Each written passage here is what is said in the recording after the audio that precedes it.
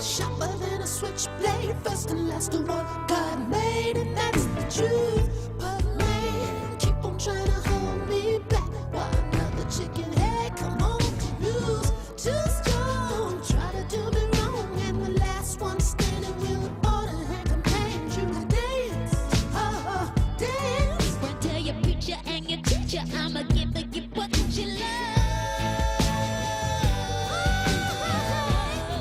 I got to give you what you love. It's time to give you what you love. Good afternoon. You are listening to The Source, 96.1 FM, 900 AM, streaming live on WURDradio.com. Follow us on all social media platforms at onWURD. 215-634-8065 is the number to call in. If you are hearing the sound of my happy little voice or watching me on any social media platforms, Facebook or YouTube, I am Andrea Lawful Sanders, and I am your host on Mondays, Tuesdays, and Thursdays from 1 to 4 p.m. Listen, I was about to take a sip of my tea, right? Because the minute I start talking, all the starts to come up, and Michael sends me a spray thing meme via text. Nothing's wrong with mobile. Just for those of you who are joining me for the first time or only listening to me for the very first time, I never take it for granted that you are here. So first, let me say thank you for joining us on The Source. The second thing I'd like to say to you is I had my thyroid removed in 1995, lost my voice completely for about a year. Could not sing. I used to sing like a nightingale child. Mother done lost her voice. I got most of my voice back, but every once in a while, after talking for a while, or if I'm shouting or whatever, my voice becomes strained and I start coughing. So nothing wrong with me. Mother doesn't have the Rona, none of those things. I don't have the flu, none of those things. Just, my voice just goes. Hi, Malcolm White from Westmount area. He's usually the first one. Good afternoon. Hi, Gary. Hi, guys. Gary Bryant. And Donna Fisher, she said, I am excited to hear what you have in store for us. My Jamaican sister, you make me so very proud as a fellow Jamaican. You are the best. Thank you, Donna. Thank you for listening.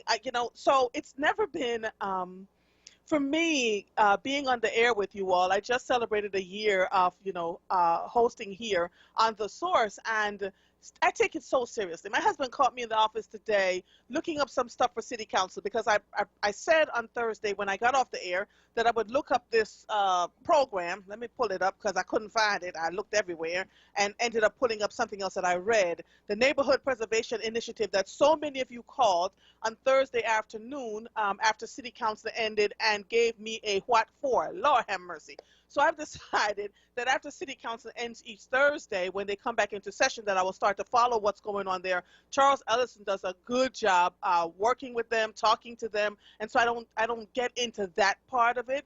But you guys have given me so much tea for the fever around what's happening with city council that I feel like I now need to have, be more informed about what's going on so I can talk to you.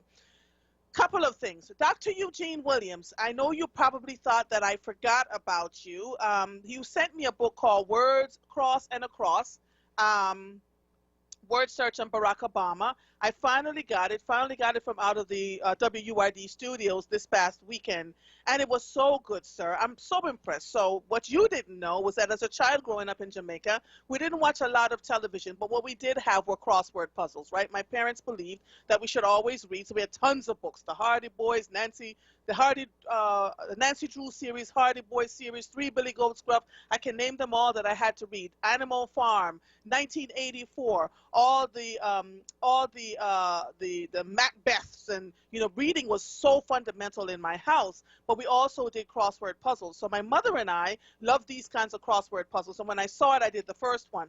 What I love about this book, Dr. Eugene, is that he gives you some great words, right? Like affable and amicable, words I know, amiable. But as I was doing the puzzle, I kept saying, I wonder if there was a way for folks to look these words up. Well, I turned the page, and Dr. Eugene Williams not only has the word puzzle, but he has on the other side a list of the word, so affable, pleasantly easy to approach and to talk to, and then he puts it in a sentence. He is an affable and courteous gentleman. I thought that was so cool.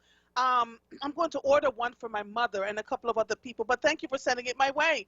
And then I get to see a picture of Dr. Eugene Washington from the Washington Post, honey. Y'all ain't saying nothing. My people are calling from Washington telling me all the things, all the things. So thank you, sir. It's a thing that I'm looking at and working on. Usually it's going to be Fridays and Sundays when I have a little bit more time. And then I was reading, where's my book? The other book that I'm reading. I don't have it up here. I'll get it on the break. What is the name of the book? Lord, and it just went out my head because it's sitting on my bed. I forget. I had two doctors on, one black, one white, who are friends, Dr. Harrison and her friend, and they had written a book about raising black children, whether you are teaching them, raising them, whatever. And the book is so diggity dang good. Another book that I'd like to recommend, if my office is blurred back here, but if you look back here, there are books everywhere in every corner of my office. It's so crazy, but I absolutely love to read and would love to encourage more of you to read as we move along, because so much is hidden in plain sight from our books. Okay, so I'm going to move along. There's an article that I am writing after one more instance of just being annoyed. I have a ton of white friends, right? Well, no, let me not lie. I have a ton of white acquaintances and a few very good white friends. And one of the things that I notice, since I love to read, Michael just sent me something. Oh, you know what, Michael, whatever. I got my live reads. I know what I'm supposed to do. One of the things that I'm noticing with white allyship in particular, and you'll see this come out in my article this week, is that you don't listen, right? In your great intentions of wanting to do what is right for what you think are black people or your black friends, you tend to override what we say and what we want. And it's something that happens so much. Let me just, I saw this. When I saw this that came from D, I had to laugh because this is exactly what I was talking about, and it'll show up in my article. In Washington, let me just see this. I'm gonna pull it up because D had it. I just saw this darn thing. I just saw it. Oh, come on. D, I just saw the diggity dang thing. Oh, here we go. Joe Biden met with civil rights leaders, and I'm going to need him to watch his tone. A conversation we have all the diggity dang time, right? All right. So this was written by Stephen A. Crockett on Friday. If you are a black person, you already know what I am talking about. If you are a white reader, then let me explain something that doesn't work with black people around the world. Tone. Watch your tone, y'all. Tone is the raising of your voice. It can also be associated with talking to me like I'm a damn child. It is usually met with a confused look and even possibly a turn of the head to see if the perpetrator is possibly speaking to someone else in the area, and is most likely followed by, who the hell are they talking to? So it is with what I say respectfully to President-elect Joe Biden, who are you talking to? Biden was apparently on what our ancestors call one when he spoke with the civil rights leaders. In leaked bits of audio reportedly from the virtual meeting, Biden appears to be at one point raising his voice and claiming he was the only one willing to run on Charlottesville. Listen to this here.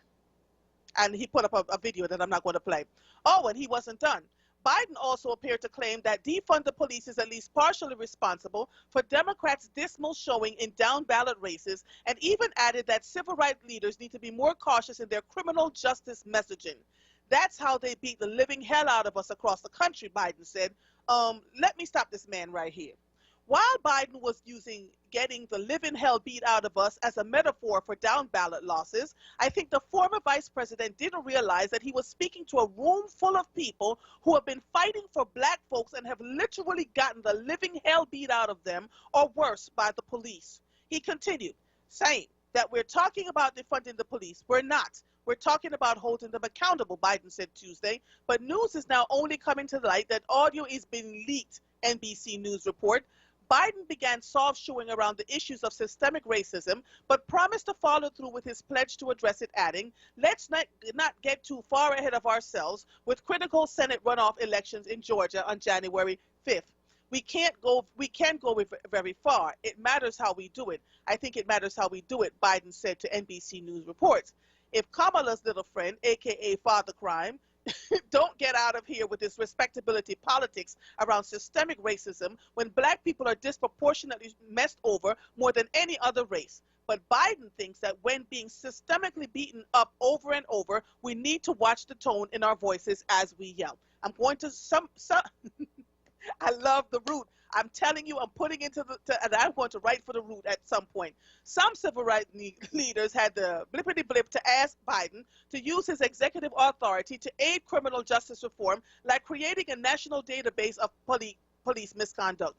Biden says that he's willing to undo much of Trump's BS by executive order, but added, I am not going to violate the Constitution. While I have executive authority, I will use it to undo every single damn thing this guy's done by executive authority, Biden said according to the audio. But I am not going to exercise executive authority where it's a question where I can come along and say I can do away with assault weapons. There's no executive authority to do that, and no one has fought harder to get rid of assault weapons than me. You can't do that by executive order. Biden's in-your-face and animated style has become a cornerstone of his legacy and not something that his press office wants to shy away from. His transition team didn't deny that that was Biden on the audio, and in fact, doubled down on his position and his tone. At least that's how this statement they gave NBC News reads. President-elect Biden is the same person behind closed doors that he is in public, honest, direct, and realistic about the challenges facing our nation the day he is sworn in. And he has made clear throughout the campaign, he believes in supporting bold and urgent reform to our criminal justice system while continuing to support law enforcement's mission to keep our communities safe. But I still have one question, says the author of this thing. Who does he think he's talking to? And that is the impetus for the piece that I wrote this week. When you all are, and when I say you all, and I'm not talking about all white people, so let's not just go into the I can't believe she's talking about all white people, but you know yourselves. You believe you are the authority over everything. You negate our voices by saying, well, I wouldn't do that if I were you. And you don't take into account our lived experiences. That is frustrating as hell. And what ends up happening, if you're a strong person like myself, you take it in, let it go out the other ear, ignore it, and go have a cup of tea and say, I'm moving right along. But for many, many black people, it pushes them into a corner, right? It makes them feel like they have to look up to white folks in order for them to be seen and heard. They have to acquiesce and change who they are so that you can deal with what they're doing. At what point do we turn around and look at this and see that this country is not just made up of one group of people? At what point do we open our eyes and start to take into account the value system, the values that people of other color and ethnicities bring to the table? At what point do we get ourselves together, right? And stop apologizing and saying, I didn't know or don't know. If you don't know, ask questions. If you give us a piece of advice and it doesn't seem like we're taking it, don't try to ram your advice down our throats. It does not work, right? What you want to do is say, this is what I would suggest. We take it in and we move on. But you don't tell us, well, you know, it stinks or it's not going to work because you did it X, Y, and Z way. We all have to learn. One more thing. The things that you can get away with, allyship, entitlement in white America, are not things that we can get away with. So we always have to be, you hear black people say this all the time, we always have to be 10 times as good to get 5 times less, right? And so we can't afford to not do things in a timely fashion or get things done the way it's supposed to be done. I ask you, and so I'm telling you, some of you are going to feel like your toes were crushed when this article comes out this week, but I am known for being authentic and in a way that'll get people to listen and to understand. Stop trying to tell black people how to think and be. It may not be how you do and think and do things, but as you're seeing in America, life is shifting, right? You can't always just get away with what you think and what you want to do. You have to hear other opinions. You have to take other people's account into other versions into account. Otherwise, what you're going to continue doing is getting the same thing over and again with the same dismal results. The last time I checked, this country and the world is changing. People of color are taking over. People of color, there are more of us in numbers, and so you want to make sure that our voice is added to the table. Not so that we can just sit there and be the person of color, because that is irritating too, right? But someone who's sitting at the table and actually have a voice and can give voice to what they're thinking and feeling and breathing and being, which is why I got off just about every board that I sat on, because guess what? I'm tired of playing the games, right? If you ask me to come to the table and you're asking me to insert my voice, then my voice must matter in this process. And don't make assumptions that I don't know what I'm talking about. That's the other thing that annoys us as Black people. You brought us to the table, right? So either you believe that we have the credentials to sit at the table, or you just have us there to be you can check off the numbers and say we have X amount of Black people here. Same thing with school districts. Time and again, we've heard we want them to be able to do things our way. And in the background, I'm hearing all kinds of conversations from Black educators who are like, our voices are stifled. They don't listen to us. We tell them something, it is ignored and brushed away. If I could tell you how many times I have had a Black educator come to me and say, blah, blah, blah, blah, blah, and I say to them, take it to a white person that you trust in the system. They take it to that white teacher. That white teacher said exactly the same thing that the Black teacher said, and the white teacher was heard, but the Black teacher wasn't. This is not a misnomer. It is not something that happens every once in a while. It is something that happens far too often. So, tone. Check your tone, people. Check your tone when you're talking to us. Check your tone when you're addressing us. Check your tone when you invite us to sit in tables and we give our opinion, and then you act like it doesn't matter. Because guess what? We're walking away. And guess what? We're deciding to go start our own things. It feels like I'm back in 1876, but we're running our own things. We're starting look at Stacey Abrams, look at Keisha Bottoms, look. And you'll start to see that we've gotten to the place where we're not sitting around waiting for you anymore to give us what we need, to do what we need to do, to go where we need to go. You are listening to The Source, 96.1 FM, 900 AM, streaming live on WURDradio.com. Follow us on all social media platforms at onWURD. 215-634-8065 is the number to call in. If you are hearing the sound of my voice, I am Andrea Lawful Sanders, and we will be right back after these messages. Man, this coronavirus has us all moving differently. No doubt. Like washing our hands more and social distancing with the crew. I'm always telling people to give me 6 feet. We're here, Grandma. There's my babies. Good to see you got your mask on. Wear mask. Stop the spread. For more information, visit www.pa.gov/COVID. Paid for with Pennsylvania taxpayer dollars. Monday through Thursday, keep it locked to WURD Radio.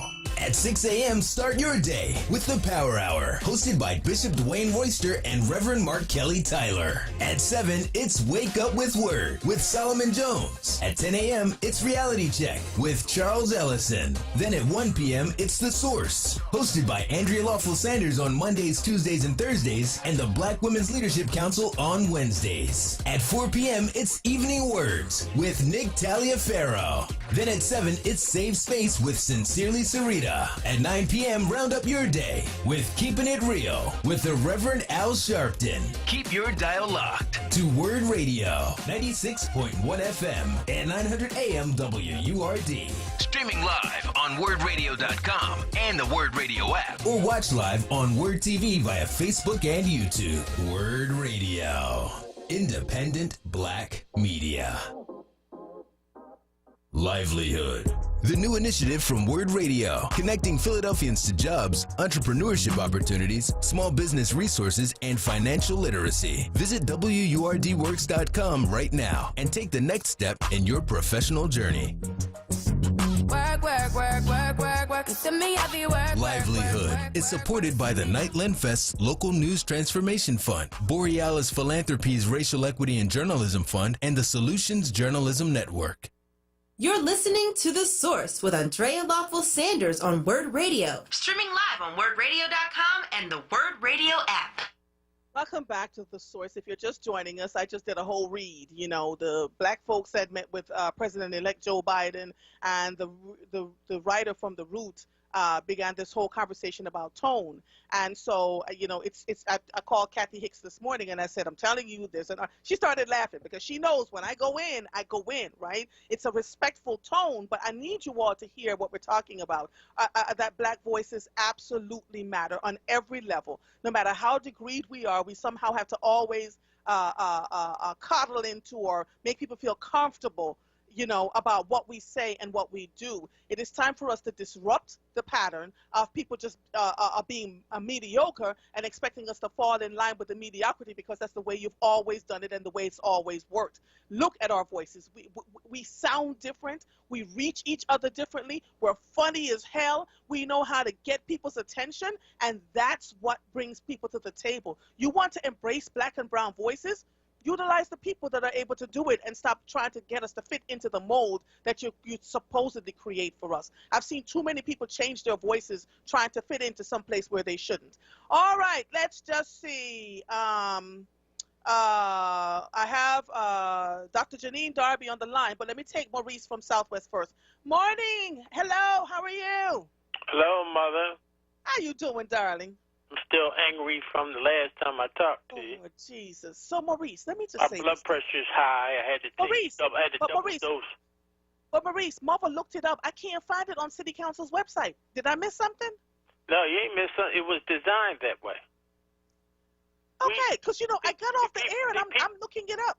No, see, anytime they come up with a bill in the middle of the night, and then they put a fancy word on it that says, hey, it says it's going to help us. It never does. I've been through it too many years and too many games. And the biggest problem we have at all is the reason, like you say, tone.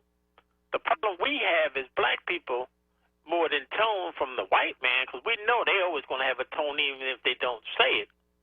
Is the black man that they use to intercept us, to make them think that we're doing something for us. And people got to understand about Philadelphia. City Hall, that's our money.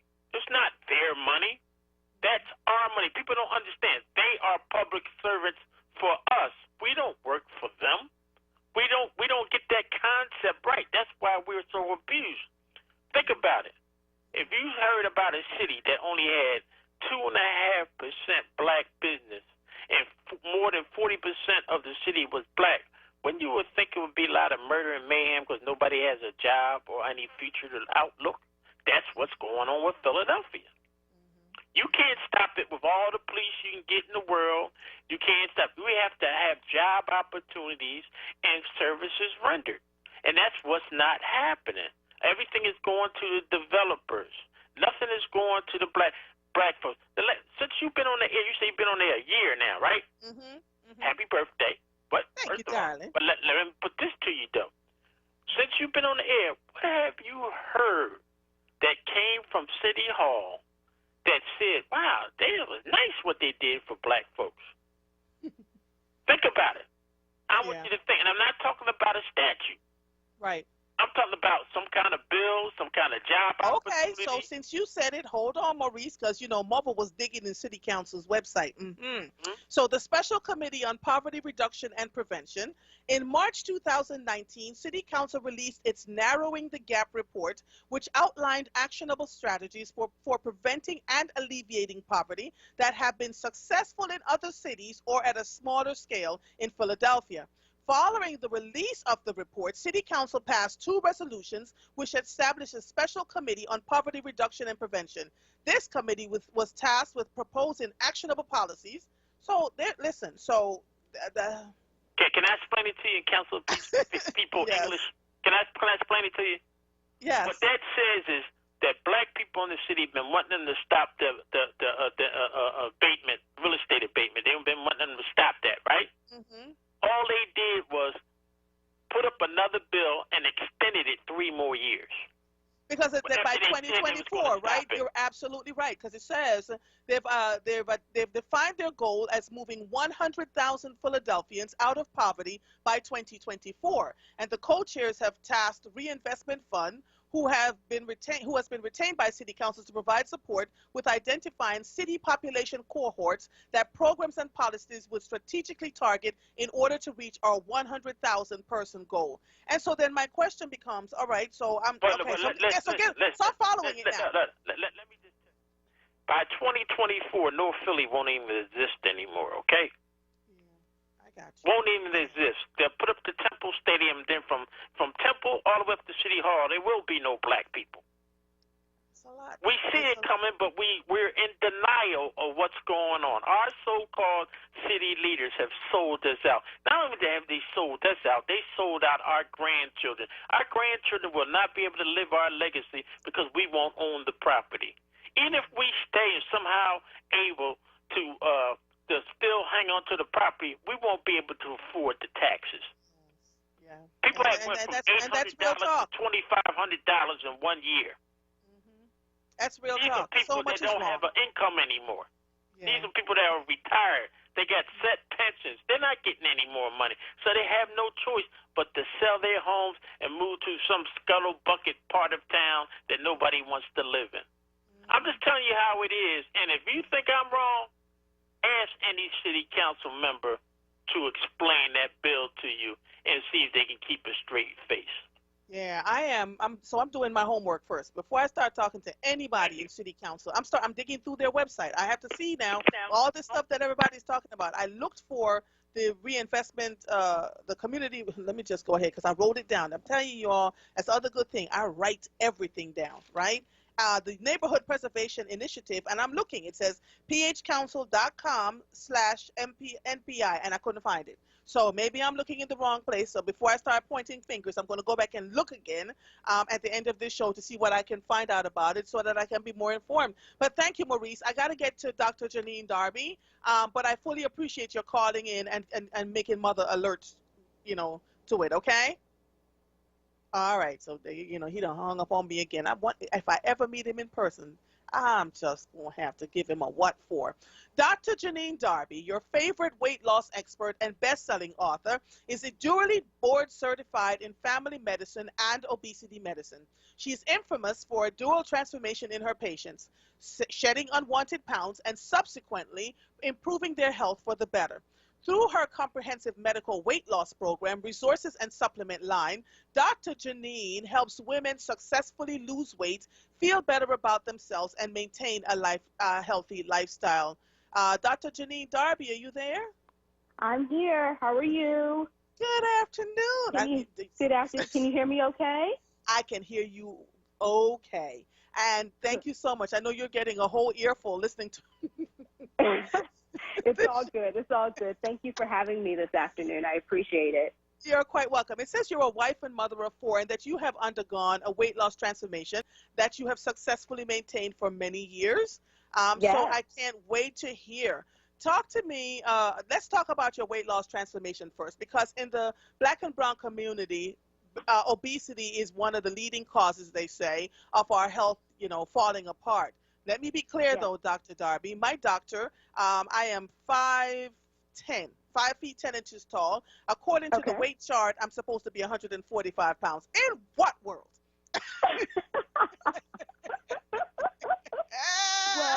Well, Andrea, I am 4'11", and back, so I'm 4'11". I'm currently 47 years old. Back when I was about to turn 40 years of age, I was probably around like 150, realizing that I was weighed almost as much as my husband, who is 5'10". Yes. Wow, right? Yeah. So, and then I was approaching 40. I'm getting much older. There's diabetes in my family. There's heart disease. There's cancer in my family. I'm like, whoa, hold up. I need to do something here. So I started paying more attention to what I was eating, because as a physician, we eat on the run all the time, right? So I realized, okay, I can't do this anymore. I'm getting older. I'm no spring chicken anymore. I want to be able to run behind my kids. I want to be able to travel. I want to do all these wonderful things in life. So I paid attention to my food, took a lot of carbs out. I took the breads, I took the pasta, I took the rice out of my diet, and paid more attention to more high protein diet, making sure I was drinking my water, added some exercise in that. So I hit it hard for like 4 months, and in those 4 months, I got down to 120. In 4 months, you took away the carbs, you took away bread, pasta, white sugar, that kind of stuff, right? Yes. Absolutely. Absolutely. How difficult was it? Because we tend to, when I say we, I mean the collective we. I met a gentleman while I was going in and out of WURD studios who I learned was severely diabetic, and you know his legs are he's having problems with his legs now, and so I think he's at the place where the blood flow has stopped going to his legs. And when we look at data, we see that black men specifically lose their legs more than anyone else, right? Explain to people, Dr. Darby, let's talk about the diabetes for a second. How many years can you go after you've been diagnosed with being diabetic before you start to really see changes that cannot be reversed? Right. So with diabetes, it depends on when you're diagnosed. So you can be diagnosed in childhood, or you can be diagnosed in adulthood. So there's two different types of diabetes. So there's diabetes type 1 and diabetes type 2. We're seeing a lot of diabetes type 2 where we get that later in life due to our lifestyle. And so depending on what his lifestyle was about, you know, increasing the carbohydrates, based on his family history, if that's something known, because genetics we can't change, right? Right. So, you know, depending on that, you know, it could be 10, 15 years down the line where you start seeing where the sugars attacking those very small blood vessels. So, you know, the number one reason for blindness in the U.S. is because of diabetes, because the sugar attacks those small vessels in the eyes, and you can become blind from that. And the same thing in comparison all the way down to your feet and toes, you have small capillaries that are being attacked by the sugar as well, uncontrolled sugar. And so sugar should not live in your blood vessels. Sugar lives in cells. So, but if you have excess and you don't have enough insulin to bring that sugar into the cells, we have problems. And so you get inflammation in the blood vessels, and then that's what causes the problems with peripheral artery disease, and that's probably what's going on with his arteries. So you're saying from the onset of type 2 diabetes, how long do they have before it becomes irreversible? So you can reverse it now. So I'm not so Doctor, let me share this with you. Let me share this with you, Dr. Janine, so that, hold on one second. Let me share this with you. Okay. I was diagnosed a year ago in August. I reversed it by December and have kept it reversed. So I'm not on medication, but one of the things that I've consistently said to people is diet matters, right? So a friend on here, Michelle, just asked, can she eat brown rice? We're Jamaicans. We love white rice. The first time I ate brown rice, my stomach was like, no, can't do that. But I had to force myself to not only eat brown rice, but eat a small portion of it and mix it with a lot of vegetables, right? The other thing that I have done very successfully is I stop eating by 6 o'clock every night. So there's a part where I don't eat from 6 at night till about 10 the next day, and then there's a window that I eat in, and then the amount of food that I eat matters too. So I'm not piling up all this stuff on my plate, right? I dropped 40 pounds. I feel like the queen of the hill, right? And it works. But there are people who believe, and so the nutritionist said to me, you can still have a slice of cake, eat it once a week, eat a much smaller slice, and drink a ton of water. But I think folks just want to maintain the lifestyle that they had before, and it's really not starving you to death. It's just adjusting what you put in your stomach, right? Exactly. Right. And it's all about the mindset, Andrea. It's all about the mindset. You know, and so, you know, I do weight loss management, and that's what we have to talk about. It's all about the mindset, your behaviors, changing all of that, because you can still indulge in your favorite things, but in moderation, you know. So we talk about alcohol. We talk about those cakes and cookies and everything. So I never say restrict all those things, but it's moderation. You know, for me, my favorite dessert is mint chocolate chip. So I may have that every single night at this point, but it's in moderation. So I don't get a big bowl of it. I usually get a little small cup that I buy I buy like these plastic cups, and that's where I put it in because I can actually figure out how much I'm eating and not too much of it. I don't even go back for seconds. So it's all about the mindset. You don't have to starve yourself. You just have to make sure that whatever you're putting in your temple is something good. You know, you want to stay away from the processed foods because that's what gets us in trouble. You know, stay away from that. And anything that's whole grain, living on the land, you know, from the land, those things are much, much better for you than something being processed and putting in your temple. Agreed. So Michelle asked if she could eat brown rice. What is your answer to that? Yeah, you can. Just remember, brown rice still has the element of carbohydrates. Not as much as white rice, but you still have carbohydrates in that. It is a whole grain. And so some other people, like my family, my parents come from Liberia. So that's another staple, white rice. So, you know, some of them have started eating bulgur wheat. I haven't tasted it personally because I don't eat rice like that. So that was another option as well. So you still have to eat those things, the carbohydrates in moderation. You can't have a heap, you know, on your plate of, you know, the brown rice, the white rice, the bulgur wheat, and things like that. Yes. So agreed. Yeah. Absolutely agreed. We're going to take a break, but I'm talking to Michelle now. So we in Jamaica, we make rice and peas, or what they call red beans and rice here. I make my red beans and rice with the brown rice, which it's a little different in consistency, but I also freeze quite a bit of it, and we'll just have a small spoon of it with the, I love cabbage, right? So lots of cabbage. To eat that, so I don't deprive myself of eating the rice, but I know I can't eat tons of it. The other thing I would tell people all the time is test your blood sugar, right? Because when you test your blood sugar, there's certain things some diabetics can eat and certain things other diabetics can't eat. White rice sent my blood sugar spiking into the stratosphere, but when I ate brown rice, it kept it down. So it just depends on you. But again, what Dr. Janine is saying, it comes down to you, your mindset, and how you're going to manage your own health and well-being. Does that make sense, Dr. Darby? That's right. That's right. Yeah. So if you have been diagnosed with diabetes, yes, check your sugar levels.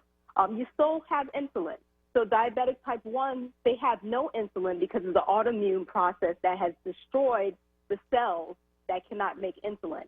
But in diabetic type 2, you still have insulin. And so you just have to kind of control where your sugars are. So the amount of insulin that you have still is able to bring the sugars into the cells and out of your blood vessels. Yes. All right. Hold on one second. I'm loving this conversation. Yes. You are listening to The Source, 96.1 FM, 900 AM, streaming live on WURDradio.com. Follow us on all social media platforms at onWURD. 215-634-8065 is the number to call in. We will be right back after these messages. Hey, WURD family. Our friends at Amoroso's Baking Company are hiring right now. Amoroso's has been baking the delicious bread in our community for over 100 years, and they want you to join their team today. The old and the young love Amoroso's, and they are hiring right now. Check it out. They offer fair pay and provide health, dental, and prescription plans after 90 days employment. Call 856-754-0355 or visit amorososbaking.com for details. This message is from the Philadelphia Department of Public Health. COVID-19 is still a threat in our communities, but we can all do something simple to help stop the spread. It's critically important to wear a mask or face covering whenever you're in public or around others. Yes, even while social distancing. Wearing a mask shows you care for yourself and your community and is essential to slowing the spread of COVID-19. So love yourself, love your neighbors, wear a mask. WURD Radio presents the following wellness tip to support our listeners with mindfulness and motivation as we continue to navigate the pandemic together. Hi, this is Halana, your resident health and wellness coach, with tips to help you stay well. By definition, inspiration is something that gives us new and creative ideas. We often believe that we only need inspiration when we have a goal or a project in mind. However, getting inspired can be easy with a little practice. Try this. Number 1, write down exactly what you truly desire in your life. Number 2, think about solutions to hurdles and challenges you face. Number 3, think about the next best step in your current situation. Staying inspired requires thought, intention, and space to be creative. In fact, allowing inspiration to be present in our lives is something we can practice every day. Go ahead and try. Stay well with WURD. Happy living. Stay well with WURD. Connect with us at wordradio.com. You're listening to The Source with Andrea Lawful Sanders on WURD Radio. Streaming live on wordradio.com and the WURD Radio app. Welcome back to The Source. If you're just joining us, I have on the line with me Dr. Janine Darby, who is a weight loss expert and best-selling author, and she's a dually board-certified in family medicine and obesity medicine. Thank you, Dr. Darby, for being willing to have this conversation. People are listening. Someone talked about the fact that you can eat, Joseph says, cauliflower rice. Is that something that's healthy for us? Yes, absolutely. So I didn't mention it earlier, but that's what I change all my patients to. So really? my rice lovers, my rice lovers, I say cauliflower rice. And that's what I do here if I'm making like a nice stir fry or something. I've even tricked my kids with it. So, really? Yes. So they did not know that it was not white rice. They were like, wow, this is pretty good. So try it. Is there an easy cauliflower rice recipe where you just break off the pieces and stir fry it? Well, so when I say stir fry, I'm stir frying vegetables or protein or whatever, like, your choice. So with cauliflower rice, I'm all about convenience because, I work every day. I'm seeing patients and, so I usually buy it already blended for me, the cauliflower rice, instead of me blending it myself, getting the head and blending it. So I'm all about, and they also have it frozen as well, so it stays a little bit longer. So it tricks you, but it's good. It's a good, low carb, and and the way I fix it is I'll saute it with a little bit of olive oil, and you don't saute it for too long because then it gets mushy. Okay. So All right. So what is the trick to taking off weight and keeping it off? We've seen a few people do it, but the majority of people have these massive weight loss, and then it starts to slowly come back on. What is the trick to taking weight off and keeping it off? Yeah, so there's no trick. So like I said earlier, it's all about the mindset and always thinking like, how do you want your life to be? What is the lifestyle change you're going to make forever? And so when I work with patients, that's what we talk about. I don't do these quick fad diets. I don't do the apple cider vinegar test. I don't do the colon cleanse thing. So we talk about how do we change what we're eating, how do we modify things that we've already, what we started eating, and, adding exercise to our lifestyle changes, because that's important. So once you lose that weight, once you're at your goal weight, so once, like I got at my goal weight of 120, being that I'm a woman, I'm getting older, I'm getting close to menopausal area. Dr. Darby, I'm going to have you back on to discuss the menopause, because mother is all the way there. Woo! Losing those hormones that help you with the metabolism and everything. So exercise becomes really, really important for maintaining that weight loss. And so, right now, if you're maintaining, you start at 150 minutes per week, or 75 minutes per week of vigorous exercise. So that's where you start. So even if you're doing that throughout your weight loss, and then you get to the maintenance phase, you need to double that, because it's going to take a little bit more to maintain that weight. Okay. So you've literally answered a couple of questions for me. Okay. Before Okay. coronavirus went into full gear again, we're in another surge. I would go out on my bicycle and we would ride. I would ride with my crew of other women, and I would ride a total of 100 miles a week easily. Oh, wow. Right? That's awesome. I had to pull back inside, and so I put a trainer on my bicycle. Now I am alternating between these apps where I do hills and valleys or long distances, right? Okay. And I spend an average of 50 minutes each time I'm on the bicycle 5 days a week. So almost an hour, 5 days a week. And you're right, it helps me to maintain and to keep the weight off. And they say that exercise is a panacea for diabetes, right? Because it helps the cardio. Yes, yes, but it helps to build insulin. What am I talking about? I'm looking at it. the organ in your body that shoots out insulin. Pancreas. The pancreas. Thank you very much. Yeah. Yes. Well, there. Yes. And so when I heard that, I was like, oh, okay, so we can do this. I have someone who has a question for you. Rosalind, are you there? Good afternoon, Mother and your guests. I'm calling in reference to, I've been on the borderline for the last 20 years, but lately, and I have diabetics in my family, type 1 and type 2. My brother just died last year.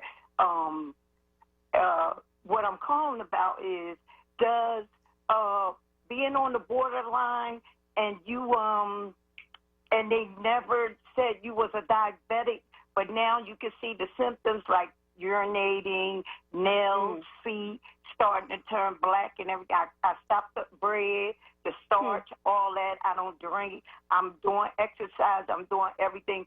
But how do I find out whether I'm a diabetic or not? Because they're not telling me, and I've still been asking for this since January again.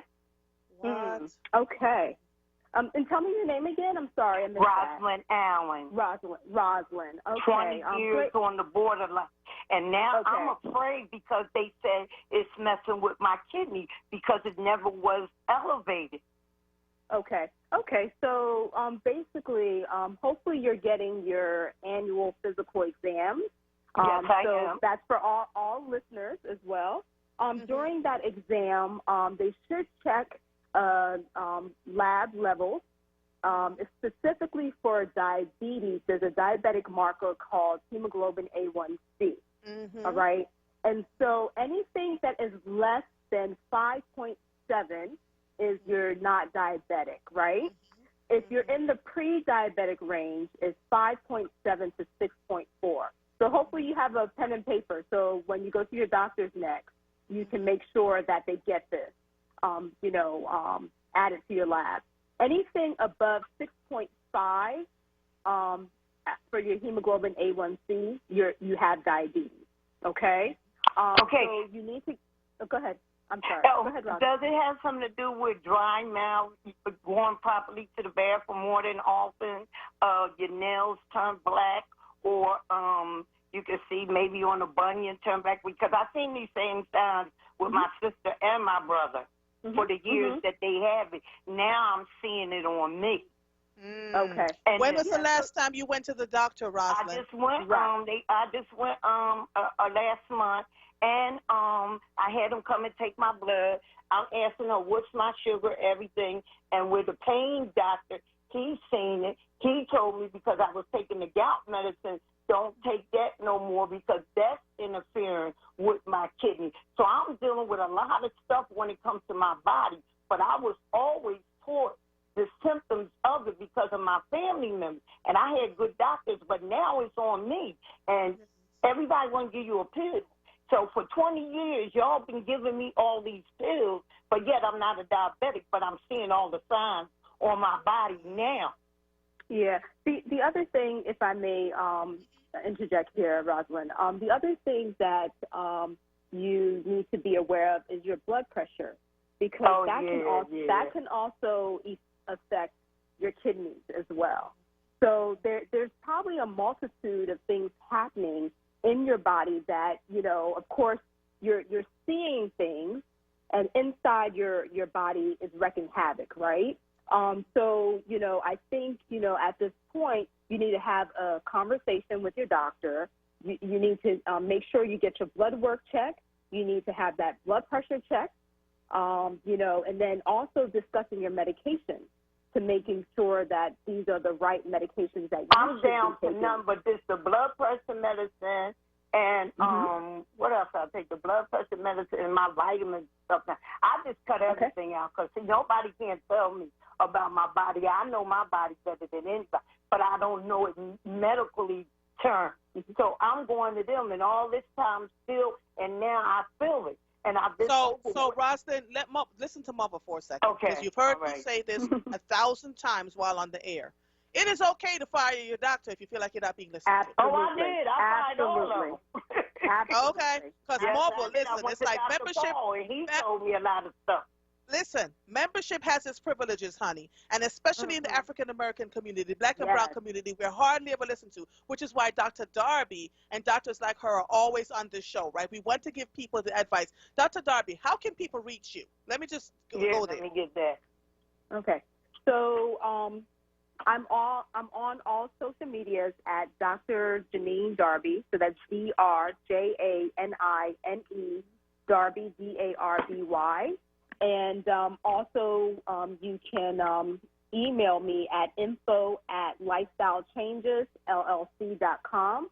And my website is www. Hold on, Dr. Darby. Because everybody's going to call Michael now asking for this. So it's info@lifestylechanges.com.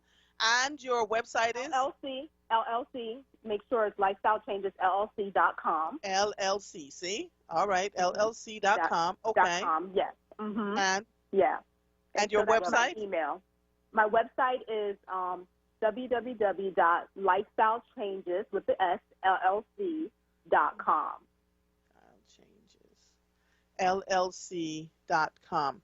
One of the things I do here on The Source is locate great physicians. I thank you so much. You and I have been going back and forth about having these conversations. I'd love to be able to have you on more often to really dissect into what we need to discuss. Now I need you to get ready. I need you to get ready, Dr. Darby, because Mother has quite a following. And so they will be blowing your phone up, trying to get in. And Roslyn, love you too, Roslyn. You go ahead and figure out what you need to do. But if you're seeing changes that are not good for your body, then I'd say continue to move until you find a doctor that's going to listen to you. Do you hear what I'm saying to you? Yes, ma'am. All right. You take it easy, my sister. All right? Take care, Roslyn. Bye-bye.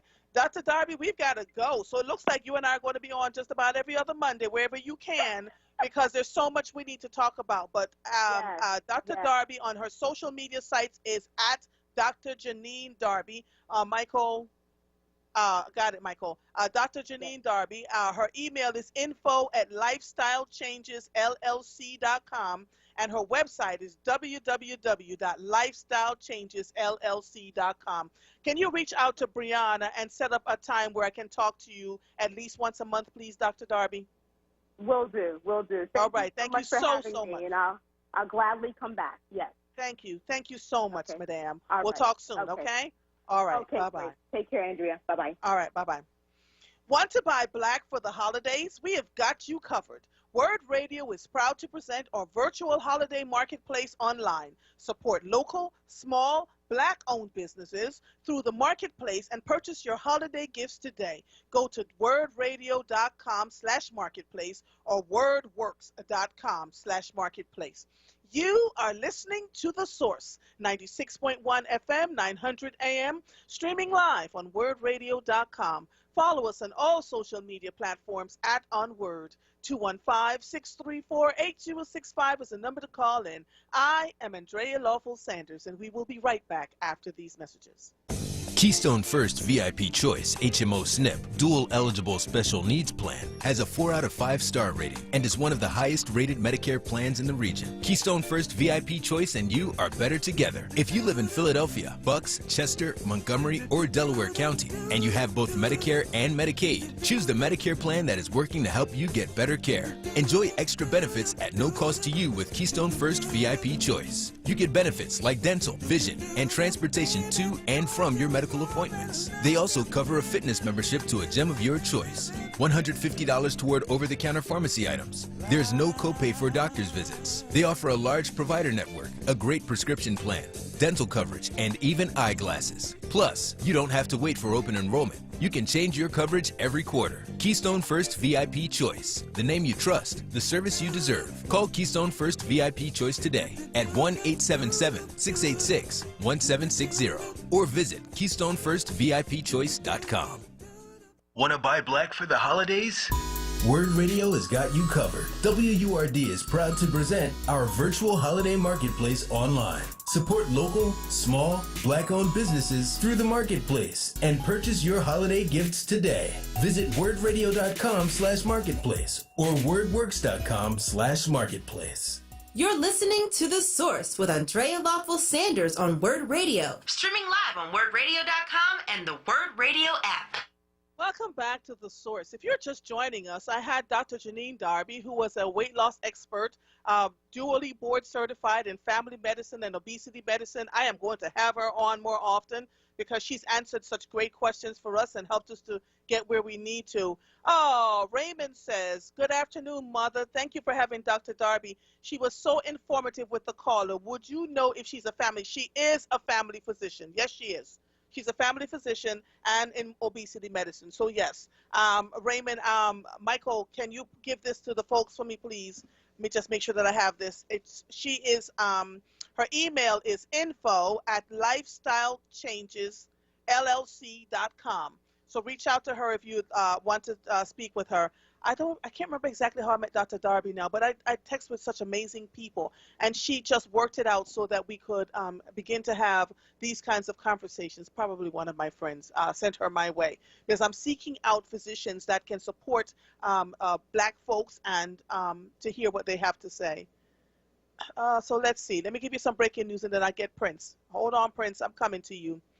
Just in, Philadelphia Eagles coach Doug Peterson confirmed the obvious. Jalen Hurts would be the starting quarterback in Week 15 versus the Arizona Cardinals.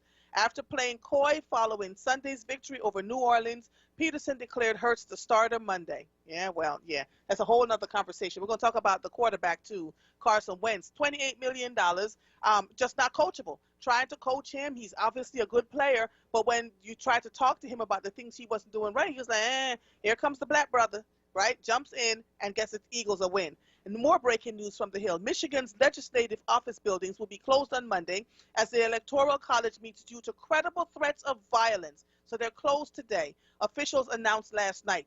The State House and Senate office buildings will remain closed on Mondays as officials warn of security risks. And as previously announced, the Capitol will be closed to the public for the day. State Rep Kevin Hertel, Democrat, tweeted that the closure was occurring because credible threats have been made as Michigan's electors to the Electoral College will meet at the Capitol. So this is where they certify the elections again. Dear God Almighty. I mean, right about now, Biden will be like the 67th president of the United States. How many times is he going to win this election? So anyway, Prince, how are you, sir? I'm awesome. How are you? I'm good. What's going on? You sound a little low for Mother. I see you getting in good shape for the 2020 year, huh? Say that again? I say you're getting in great shape for the 2020 year. Yeah, I didn't gain a pound. I just kept losing. In the pandemic, everybody was doing the pandemic 15 and the pandemic 20. I wasn't trying to hear it, right? All I kept seeing was diabetes that runs rampantly through my family, so I've always stayed healthy. This, for me, is a direct result of genetics. But because it's genetics, Prince, I wasn't just going to lay down and die, right? And I knew that the more I work to keep this thing off of me, the better off I will be down the line. I'm thinking about 65 and 70 right now. Right. Does that make sense? So while everybody was, doing what they do, I bought a couple of bikes, and the bikes kept getting more expensive. And I got a bike trainer in here. But my health is absolutely worth it. What's going on, sir? Well, I wanted to, there was such a great conversation with the DA Krasner this morning, and when I called in because the person who set the sting up for the state rep, Vanessa Lowry Brown, that attorney, his license has been suspended, And then, of course, the DA who prosecuted. Now, Dauphin County didn't prosecute, Kathleen Kane didn't prosecute, and our guy, you know, African-American guy in the Democratic Party, he prosecuted, Seth Williams. He was indicted and went to jail. And so what I would ask Larry Krasner was, you know, there was some fault, some wrong in these people, so can you overturn the misdemeanor charge you charged her and cost her her job and her future? And then, you know, and so, you know, for a $2,000 bracelet. Oh, no, that Tiffany bracelet was the woman at traffic court. This was for something else, you know. But what I'm saying is that, you know, we have to have some relief. That's how come I was so appalled when Steph was on this station here, because, you know, I got 7 guys who were found not guilty when they went to court, and he sent the district attorney guys to re-prosecute them, and they went and they had to sit back in jail for 3 months, and they lost their apartment, their houses, their jobs, and then the feds came in and said, you got to release them. You know, and so you guys can't have people on the show that has hurt our community without making them accountable for that. He should have wrote a letter to say. So wait a minute. Let me. Wait a minute. So Seth Williams was on a show earlier today? Seth Williams was on Nick Talaferro's show some time ago. Some time ago, not today. Some time ago. But what I'm saying is, he should have been astute enough to write a letter in behalf of Vanessa Lowry Brown, to help her get that monkey off her back, since he put that monkey on her back. Okay, gotcha. You know, and I think that we are selfish in the city that way, man. We not just with the vindictiveness, but the mere fact that we're not asking people who damned us to make their wrong right with us. And I think that's just important, you know. And another thing, how can you let, if you're the biggest, largest, poorest city, why are you letting city council not make a resolution to keep the cars that they tow in the city limits? Why are people having to go outside the city limits to collect their cars at the behest of making these people in these small town rich? You know, I don't understand that. You got all these vacant schools, you got all these vacant parking lots. The only people should be towing cars should be the parking authority. It shouldn't be private tow companies. Some 8 years ago, we had a problem when the city did an audit and found all these illegal tows in the city. But by the time you find out that they're doing something wrong to us or the poor people in this city, it's years later. And we done already, it's no different than when you took the houses from drug seizures and never gave them back and never compensated those people. So I'm just making a point, because it seems like the only place we can even have dialogue to make this kind of point is from 1 to 4, Monday, Tuesdays, and Thursdays, because everybody else has a skewed bias to support the powers that be and not the constituents of the city. This is so crazy. All right. Let me start with Lord. Prince, I don't even know where to start. Okay. You all give me so much homework. Every time I get off the air, I'm spending all this time just digging into we the can history. start with calling whoever we need to call to find out, why do we outsource how many outside companies have permits to tow cars in the city of Philadelphia? We'll start there. And then we'll backtrack and start with, you think that they put the cameras up on the boulevard and speeding cameras up in order to have safety. That's not necessarily true. They put them cameras up because we are third party. That means that they have said that you give us $1 million, we assure you that in tickets alone, you'll get $3 million. There's not one speeding traffic ticket camera that goes to anywhere in Philadelphia. It goes to Virginia and Maryland when you get your ticket and you look at it. That's why it's another $50 hit on it on top of the $100. So we've been farmed out. You know, we've been farmed. The poor in this city have been farmed out. You know, it's a farming system, and we need to take a good look at that, because city council could be doing much more to bring dollars in this city if they would reduce sending it out of the city by these negotiations than just approving $400 million, and you don't have a clue of where they're going to get it from and where it's going to go at. Right. All right, Prince, I'm going to look into this, okay? What do you know about the new revitalization project that City Council just talked about, where they're building homes, affordable homes for people who could ordinarily wouldn't be able to afford it in the city of Philadelphia. Did you hear about that? Yeah. Here's your problem with that. That sounds like the move to work plan. That sounds like the soda tax plan. It sounds like, how are you? All right, here's a question. Who are you building these houses for when in January you're going to evict the people who couldn't pay rent for the last 6 months? And then you're going to have problems with the people who own the houses because they couldn't pay mortgages for the last 8 months because the people didn't pay rent for the last 8 months. And so when you talk about dollars that are being designed or that are pushed through the system like that, this is a union-based town right here. So the unions need to work regardless of whether it makes sense or not. So you tell me who are going to move inside of those houses. College graduates aren't going to move in there because they don't have any income. You know what I mean? Tech people, but they're going to be in a warmer climate.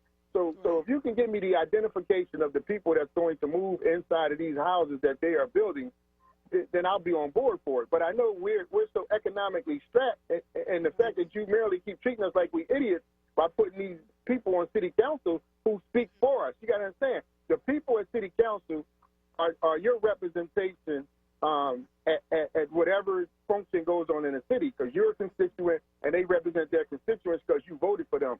And yet it's not in your best interest. And yet, can you tell me who would live in those houses that they're building? I don't know, because everybody that I've spoken to said we can't hardly afford to rent. So who are they building? And they're saying that the average cost would be $280,000 for these homes. And when you add up that a great percentage of the folks here don't even make $15 an hour, who are these homes going for? That's the question that I'd like to ask. So much as it hurts my soul, you know, I try not to listen to city council before I get on the air because I'm working to make sure that I give you good programming at 1 o'clock, and it's before my show comes on. So I'm just going to spend Thursdays from 10 to 4. You know, really listening and hearing the constituents and what city council is saying, because something is not adding up. We are working on a petition, you know, the regular people, because from the current broadcast, the current programming, you take away our Fridays. And we think that, you know, and we don't know what your personal life is all about, but we are sure putting a petition together to see if we can get you on 5 days a week, and we're going to talk with the ownership. You know what I mean? If we got to sponsor it and run a program. What you talking about? You just slapped me with something I didn't even, excuse me, sir. Yeah, you know, they told me not to tell you, but yeah, we got a little petition going on to request, you know, because we think that we are just as involved in the programming that come on this station, since you guys look that it's the only black station, or, you know, the most powerful black African-American station. You know, we don't think that the services on Fridays and the services on Wednesdays are adequate enough for us as listeners, you know. And so whatever we need to do economically, we support the station. Everybody's a member, a WURD member. My mom was one until she left this earth for 20 years or better. So we think that we should have at least an opportunity to say, hey, this program is not adequate for us as listeners, and what goes on, because we're tired of having the murders go on in our city and the host not have a clue on where that particular area was that person got shot at. I'm just saying. Okay. You know, okay. So I mean, I care too much about. Please let the folks know I had nothing to do with this, because this is the first time hearing about all of this. I had no clue. That's exactly. That's Lord exactly Jesus, y'all are hilarious. All right, man. I'll catch up with you soon, and I'm gonna make sure that Brianna follows up on how many outside companies have permits to tow cars in the city of Philadelphia. We're gonna find this out and report back to you guys. Okay? Thank you so much, sir. You have a good one. Okay? All right. Bye-bye. Oh, Lord, Prince and them are trying to set up a coup. Did you hear that, Michael? These folks they are too much. I love the WURD listeners. So let me get over here to Randy Hayes Martin. She's the owner and chief event planner at Trilogy Event Design. She has been creating gorgeous, swanky, and indulgent events, celebrating all types of occasions since 2006. Randy is a featured speaker at dozens of bridal events throughout the tri-state area. She also teaches courses in the wedding planning certificate program at Temple University. Randy, how are you, darling? Hey. Listen, did you see what Prince dropped on my, like, what, Yes, 5 days? yes. What? People demanding and things? Prince don't know that you got 18 jobs already. And he just dropped it on me like, yeah. That just shows how much the people love mother. Lord, this is hilarious. I said, what now? Okay, all right. Let's. If they That's only fantastic. do. love Listen, it. Michael said, I heard him. Prince stays on point. Okay. Listen, the only thing I wanted to do when I got on this air was to give the people what the people needed. This was, and through listening to the audience, it was how I was able to have the kind of programming that I have on this show, right? Because it ain't about Andrea. It's not the Andrea Sanders show. It is the source. It's the reason why we bring the kinds of folks on here like you, because, Lord Jesus, they done shut down the state again, and folks are still having parties, Randy. Still having parties. Help a sister out with that one, because I know, we want to get married. We want to go to Jamaica. We want to tell folks what they can and can't do, please. Okay, so first of all, I want to say that I would love to be able to get out of my house. So can y'all stay home? Do you know how quickly I would be in my car on a plane to the airport? Right. Do you understand the words? Now, mother. I would be so fast in a plane, everybody's head would spin. You'd look up and go, I thought she was in her office running the show. No, mother was on the beach. Yeah, you would have your whole setup on the beach, right? The source would still happen, just not from your house, right? So here's what I want to say. Mm-hmm. The city, the state of Philadelphia, the state of Pennsylvania, the state of New Jersey, the state of Delaware, everything is being shut down again because we need to keep ourselves safe in our own homes. Okay, so yes, it was summertime. Yes, we all wanted to get out because we had been cooped up for months. Yes, we wanted to socialize and get together and hug and kiss and see each other. But this is how everybody continues to spread the virus. So we have to be personally responsible, right? We have to wear our masks. We have to keep our social distancing. And if that means that we cannot have these social gatherings, even during the holidays, which is breaking my heart too, we have to do what we have to do, right? First to protect ourselves, then to protect our families, the older people, the babies, we have to protect each other. So with all of that being said, we're going back to things being shut down. So in the city of Philadelphia first, Philadelphia started before Pennsylvania did. The city of Philadelphia, you cannot have indoor gatherings of more than 10 people. Where? Right? Where are they having an indoor gathering with 10 people? Is it in a museum somewhere? Well, you can't have, don't even bring them to your house. You can't. Most of the public places are closed. I was on a phone call with a nonprofit organization that I've been planning events for that is not supposed to happen until May, but they wanted to have a fundraising event for at least 300 people at a casino.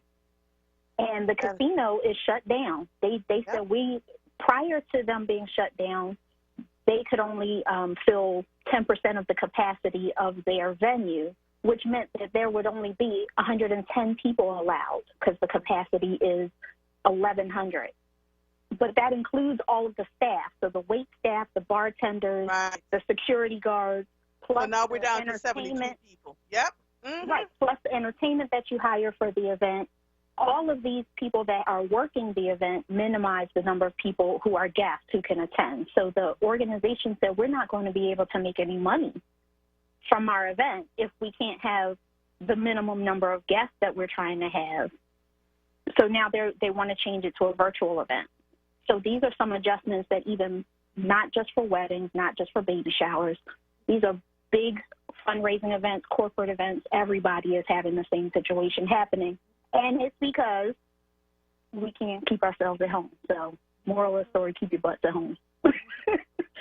And truthfully, you're telling the absolute truth. We usually have the National Cares Mentoring Movement for the Love of Our Children Gala in January of every year.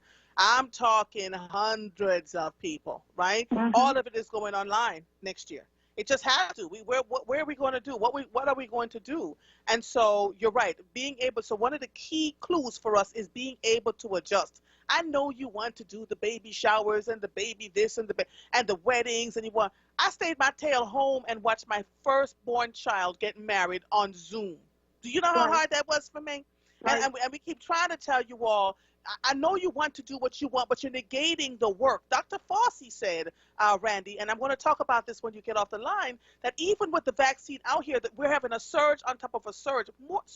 He said this is going to be the darkest winter we have ever had. You think it still made sense to people? They're still gathering. Right, right. There are people who think that this is not real.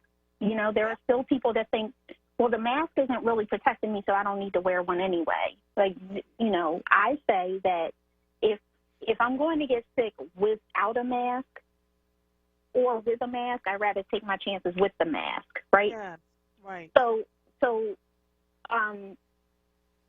with all of that being said, for anyone who has planned an event that is going to be within the next few months, I strongly recommend that you talk to your venue to see if it's even possible to still continue as planned. You may need to reduce your numbers or you may need to change your date. You should also look over all of your contracts with your venues, your hired professionals, and see what the contingencies are that are in your contract. Don't say that you're canceling, say that you're postponing. If you postpone, all of your money that you paid will probably be moved to another date. If you say you're canceling, then they activate their cancellation policies, which means you don't get any money back, and your event is canceled, and they move on. They're done with you because you canceled. So That's right. Be careful about the wording that you're using when you're contacting them, but have conversations with your venue and your hired professionals so that they can work with you. Okay. Most of them are understanding and are willing to work with you. What else do folks need to know? Because, Lord, are there penalties yet? I have Dr. Rachel Levin coming onto the show from the state level, because I think people are still not taking this thing seriously. And I posted on my social media page a YouTube conversation that Dr. Anthony Fauci had. Why do I keep messing up his name? Fauci had with some esteemed Black doctors and scientists, and it's a conversation that folks need to really listen to. He was bare bones. He gave it to you real. Spoke about the fact that Black folks really need to pay attention because we're the ones that are being adversely affected in more ways than one. So let's say folks choose not to listen, and they call you and say they want you to help them plan an event, and it's going to be at such and such a date at such and such a person's backyard. What do you do? Well, I personally, as a responsible professional, I'm a responsible professional. So I would advise against it. I would say for these reasons, because of the city, the state, whatever, guidelines, restrictions, I'm unable to do that. Or I will say, let's talk about some other options. Right. And so I'm not just going to turn people away. I will give them ideas for other options, like having a virtual event or like having it outside versus inside. Okay. Of course, outside now, it's cold. We got a snowstorm coming. But, if they're contacting me today, they're not planning an event for tomorrow, right? So, we're probably talking about in a few months. You can have a heated tent. It just needs to be able to be spaced out well enough. You have your 6-foot distance between the tables. Wait staff is going to have to be adjusted according to whatever the restrictions are at that time. So there are ways to pivot and work with the restrictions, not against them, and still have some sort of celebration. But it's just not going to be what you're used to. So the last thing I'm going to ask you, then I have to take a break. What is the best time? Let's say someone's thinking about getting married, and they're looking at 2021. What is the best month you think right now, based on what you're looking at, folks can possibly reasonably say they might be able to gather 5 or 10 people outside? You said 5 or 10? Listen, I'm just being, that they can gather outside and have a wedding. So I would say that if you're going to have a small, intimate gathering, you can do that in April. Okay. Yeah, but if you're trying to have something that is larger, say 100 people, you will probably have to wait until the end of the summer or September. Just based on the way things are going right now. Even when the vaccine is available, it's not going to be available to everybody at one time. So that's still going to happen in stages. I would say probably not till September will we see that we're able to have gatherings in the numbers that we're used to. Okay. How can people reach you, Randy? I can be reached at trilogyeventdesign.com, on social media, Trilogy Event Design. And my phone number is 800-941-2770. I will post all of that in the comments on your Facebook you know I'm page. writing the stuff that. Thank you so much. It's always a pleasure. It's been a while since you and I have spoken, but man, it's just been rough on the event planning industry. So our hearts and warm wishes go out to all of you. But I promise you, the minute they say travel, I'm dusting off the air. I'm blowing the dust off the travel documents. And I'm calling you, and we're going to have a party, okay? Yes, we definitely have some things to celebrate for you. So, yes, I'm here for it. I'm here for it. Yes, ma'am. Yes, ma'am. Talk to you soon. Always a pleasure, Randy. Same here. Thank you so much. All right. Goodbye. Bye-bye. Bye-bye. The Source Education Hour is brought to you by Internet Essentials from Comcast. High-speed home internet for low-income families for just $9.95 per month. Visit internetessentials.com to learn more. This is where you can, now all the WURD listeners, you can start to call me now because I have a wide open space where I can talk to you after this break, okay? Cynthia, I know you were on. Call Mother back. You are listening to The Source, 96.1 FM, 900 AM, streaming live on WURDradio.com. Follow us on all social media platforms at onWURD. 215-634-8065 is the number to call in. I am Andrea Lawful Sanders, and we will be right back after these messages. He's back. This is Reverend Al Sharpton. Keeping it real with the Reverend Al Sharpton. In times like these, we have to stay connected. At a brand new time, Monday through Thursday, 9 p.m. till midnight. I'm excited that Keeping It Real returns to WURD. Keeping it real with the Reverend Al Sharpton. Monday through Thursday, 9 p.m. till midnight. This program is pre-recorded. No phone calls, please. Keep it locked to WURD 96.1 FM, 900 AM, WURDradio.com. This message is from the Philadelphia Department of Public Health.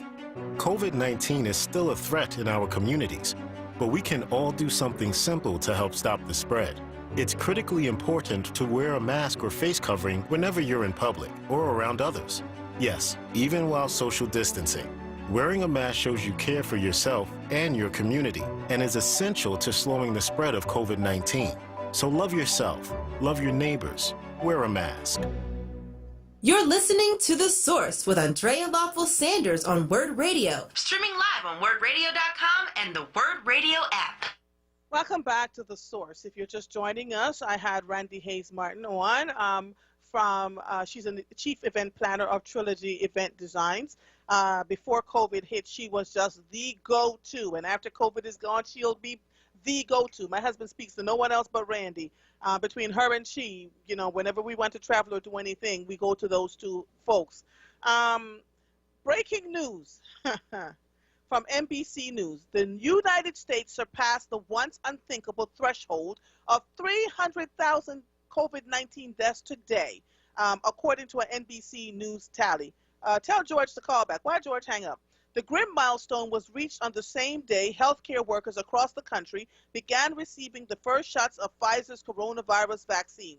There have been more than 16.4 million confirmed cases of the deadly virus in the United States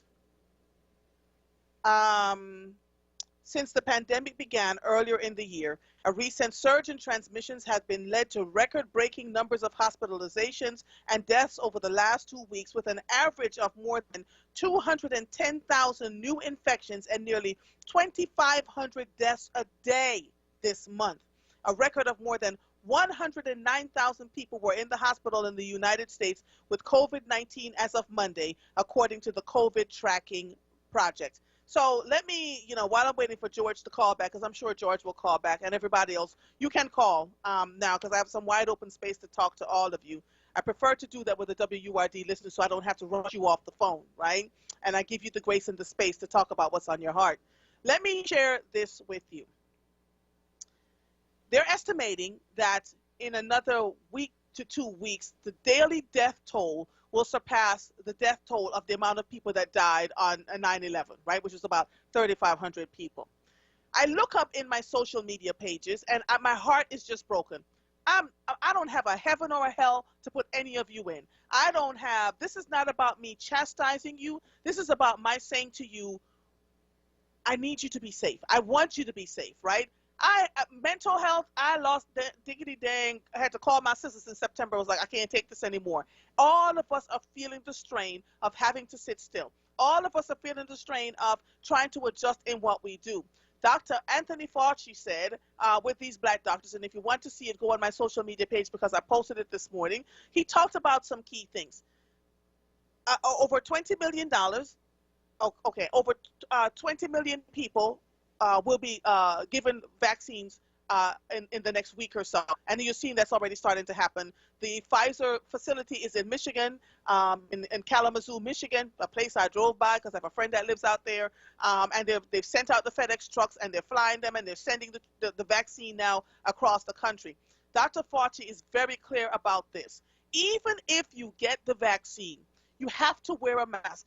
It's going to take months to get up to 70% of the population vaccinated. He said, but what happens is you get the vaccine, you might have slight, effects from it, like a mild fever, or you may feel tired. That only lasts for 24 to 36 hours. He said, then you're perfectly fine. So what will happen is you're walking out there, the virus will jump on, the virus will be attached to you. So you will be now an asymptomatic carrier of the virus, but the vaccine is protecting you. What is happening is if you do not wear a mask around people, after you get the vaccine, you will then begin to spread the virus to those who have not yet had the vaccine. There are plenty of people who cannot take the vaccine right now, namely children under the age of 16 and pregnant women. They don't have enough people vaccinated for them to realize how safe they say that it's effective with the hundreds of thousands that they've vaccinated so far. But as with anything else, it takes some time. A black woman by the name of Kizia was one of the folks that developed the vaccine. Dr. Fauci said the African American, the black and brown communities, and the senior care facilities and frontline workers, because we've been the ones that have been most impacted, should be the ones where the vaccinations are going to first. He was very clear in saying this, and I'm not making this up, that it's going to take us in our communities to start putting pressure on our leadership to make sure that we're not giving the vaccine to our friends and family members and everything else, and making sure that the most vulnerable don't get that vaccine. So we have to put pressure on them. It's coming to them. We have to make sure that they get it into us. The other thing that he's concerned about is the lack of relationship that the medical profession seems to have with black communities. You like to tell us what we should do. Tone, people, tone. I'm going to need you to get your tones together, right? And so instead of listening to what black folks are saying about our health, like Rosalind just called in and said she's having the symptoms of diabetes, even though they keep telling her blood work is saying something else, tone matters. And so don't tell folks that they're crazy. I had another friend that reached out to me and said she kept having these, she kept saying something was wrong with her heart. They did a heart scan and told her her heart was fine. Dr. Major, she went to get her eye doctor's appointment. Dr. Major looked in her eyes and says, do you realize you have clogged arteries in your heart? I can see it in your eyes. And so it's a lack of concern for us as people. When you feel you don't feel well and you're consistently saying to folks you don't feel well, get a new doctor. Get a new doctor. Because when you pass away because nobody paid attention to you, then guess what happens? They're going to say, oh, we didn't know, and they had comorbidities, and they're African American, and they're poor, and all the things, all the excuses that we make up. We need people in the medical profession to really pay attention to who we are and what we need, because you see the fallout from this virus, right? We're the ones that are being impacted the most. Dr. Fauci said that it's going to be a dark winter.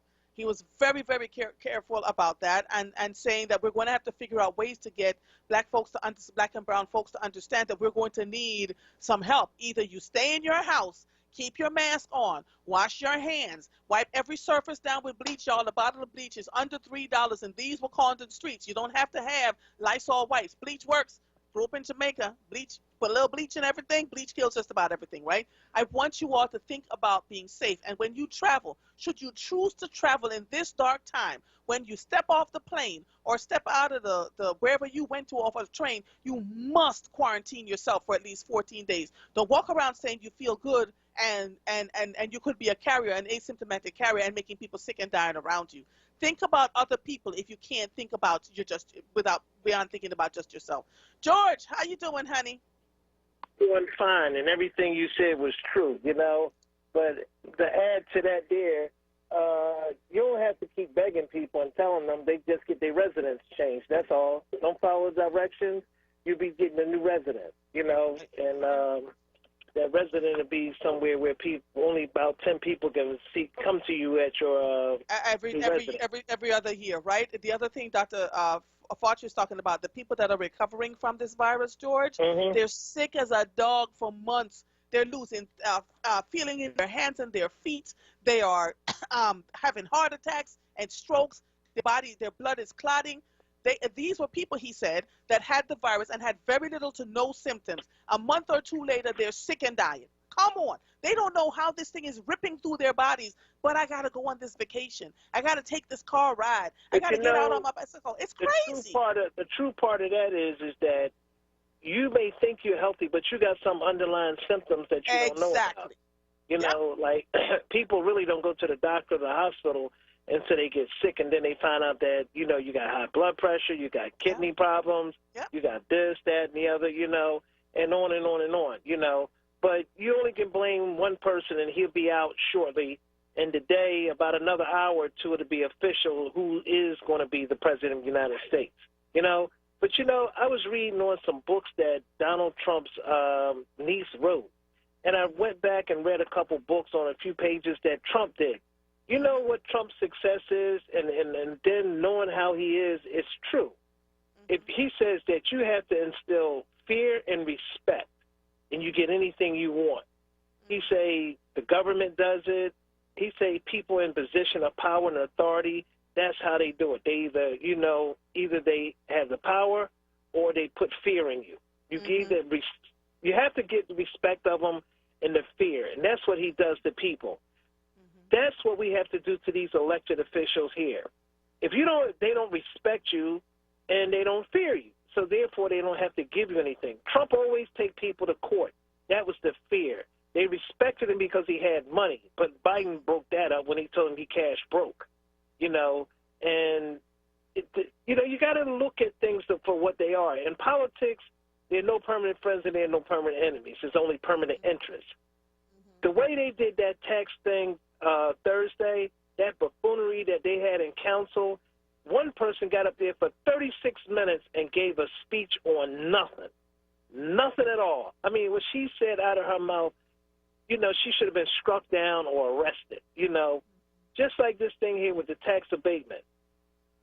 You hear some idiots talk about, well, the builders trades this and that. Well, this is a union town. I mean, they're going to build, so they're getting paid. Well, they won't let us in the union. Well, you know, if you stop smoking weed a week or so before you have to go take a test or they call you in, then maybe you'll get the job. You know, I'm quite sure that, you know, it's a lot goes on where you can get that, but you got to stop the blame game.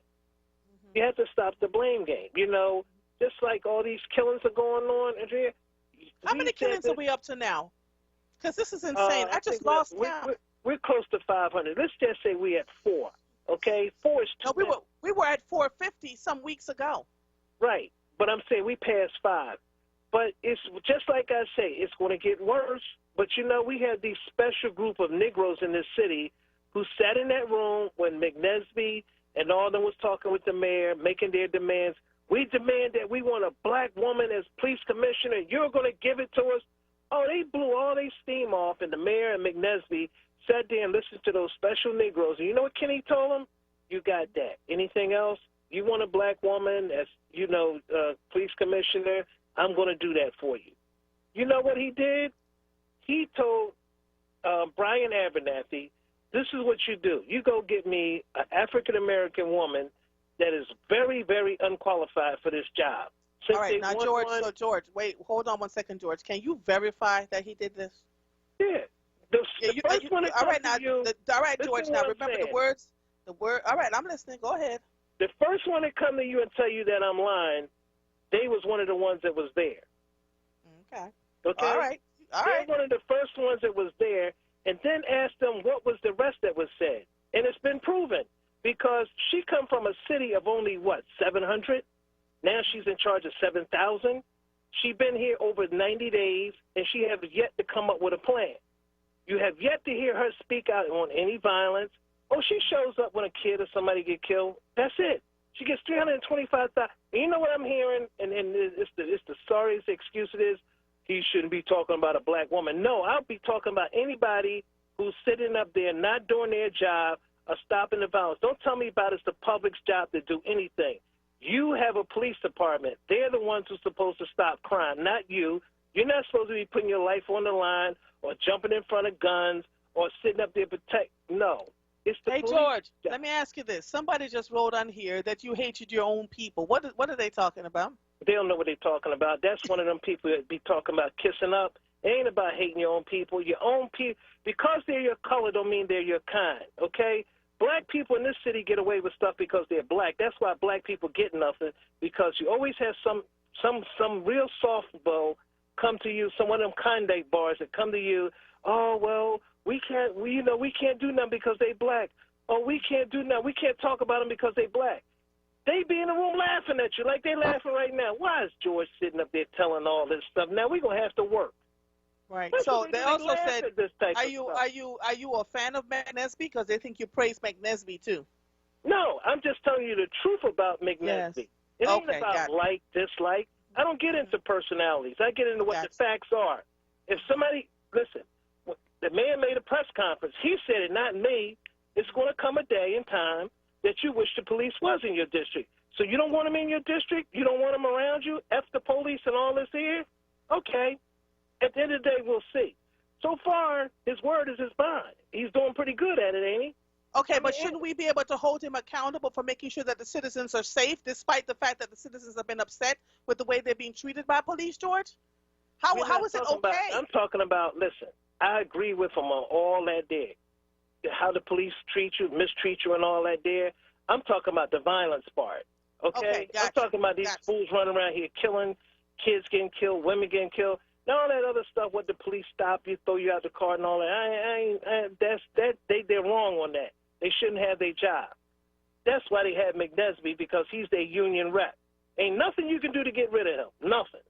He'll be there as long as he want to be there, because you got to remember, the membership votes him in and the membership votes him out. So it ain't about me like or disliking. I'm trying to give you some knowledge to wake up and stop sucking up and believing that because they're black you can't talk about them. That's the problem. You don't talk about none of these black elected officials, and they're the ones who got their foot on your neck. Let me say this to you. On that, you and I agree, right? I don't believe we should be sucking up to anybody, right? We are to have an account for why things are happening the way they are in the city. But one of the things that I always talk about is our tone, right? It matters. And so some of us water, some of us plant, some of us do other things, right? Some of us aggravate the system to get people to move and do what they're supposed to do. Some of us sit in the buildings having the conversations. And so everybody has their place. My question... Why is it that everybody come on your show have utmost respect for you? They don't come on there with chapstick and knee pads. And they because I treat people with respect, whether you are a caller in or someone who is a city official or a state official or a federal official, because I've had them all called into the show. I ask the hard questions, right? They can choose to answer them or not, but I still give them the respect, right? And let me ask you another question. Why is it that you don't accept when they come on your show, them have everything written out, the only questions you can ask them, like height and a few of them other ones and them council people? In order for them to come on your show, they got to give you a list of the questions you got to ask. Well, why does it make you so different that you don't do that? Well, because I don't know. I don't know. I've had Dr. Hyde on here a couple of times, and I ask him the questions I want to ask him. I don't know. I have had Leslie from the Scepter on here. I ask her what I want to ask her. So for me, it's, but again, for me with these folks, there is I practice kindness at all times, right? Even when I disagree with you. And I also want to make sure that they understand that this is not personal. It's just not personal. So when you get on here and I'm asking the question about what people are asking about what's going on with Dr. Hyde, I could hear him from a different angle because I sat on a school board and I understood what was going on. I also said with Dr. Hyde, there are people in his cabinet that is part of his problem, right? The same folks that are just sitting there, just not doing anything, right? So I get it. I absolutely get it. So my question to you, and I have to, all right, my question to you, George, is what solution do you have? What solution do you have? On which part? Pick anything that you call in to talk about, honey. Tell Mama what solution do you have? My whole kick is this violence in the streets. Yes, okay. I mean, it's ways to get rid of it, But the point is that you have a choice. Either you're against the police or you understand the police. You're not. If it was me, I feel the same way as some cops do. You're not going to disrespect me, talk to me like I'm a piece of crap, and then expect me to turn around when you need me, I'm there. It don't work that way. It don't work that way. I mean, and you blame all right, so George, hold on, George, because I got to take a quick break, and somebody wanted me to ask if you lived through the RZA era. Hang on. So let me just, because you got the folks talking on social media, honey. You got them buzzing over there. Hold on, let me take a quick break, and then I'll be right back, okay? You are listening to The Source, 96.1 FM, 900 AM, streaming live on WURDradio.com.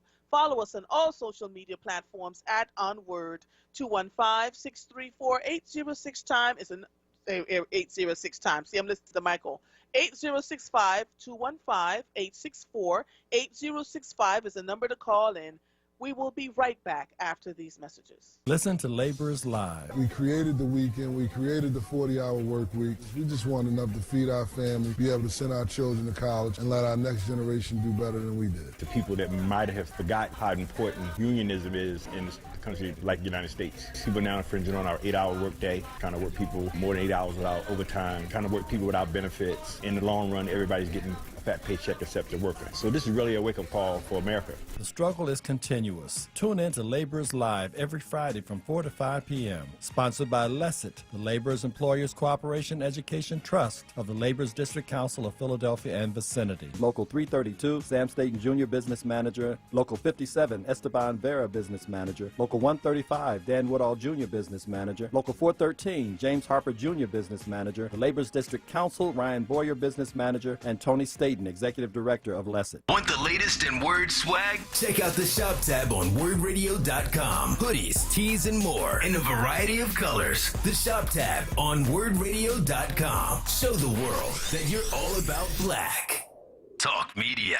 Monday through Thursday, keep it locked to Word Radio. At 6 a.m., start your day with the Power Hour, hosted by Bishop Dwayne Royster and Reverend Mark Kelly Tyler. At 7, it's Wake Up with Word with Solomon Jones. At 10 a.m., it's Reality Check with Charles Ellison. Then at 1 p.m., it's The Source, hosted by Andrea Lawful Sanders on Mondays, Tuesdays, and Thursdays, and the Black Women's Leadership Council on Wednesdays. At 4 p.m., it's Evening Words with Nick Taliaferro. Then at 7, it's Save Space with Sincerely Sarita. At 9 p.m., round up your day with Keeping It Real with the Reverend Al Sharpton. Keep your dial locked to Word Radio, 96.1 FM and 900 AM WURD. Streaming live on WURDradio.com and the Word Radio app. Or watch live on Word TV via Facebook and YouTube. Word Radio. Independent Black Media. The onWURD Podcast.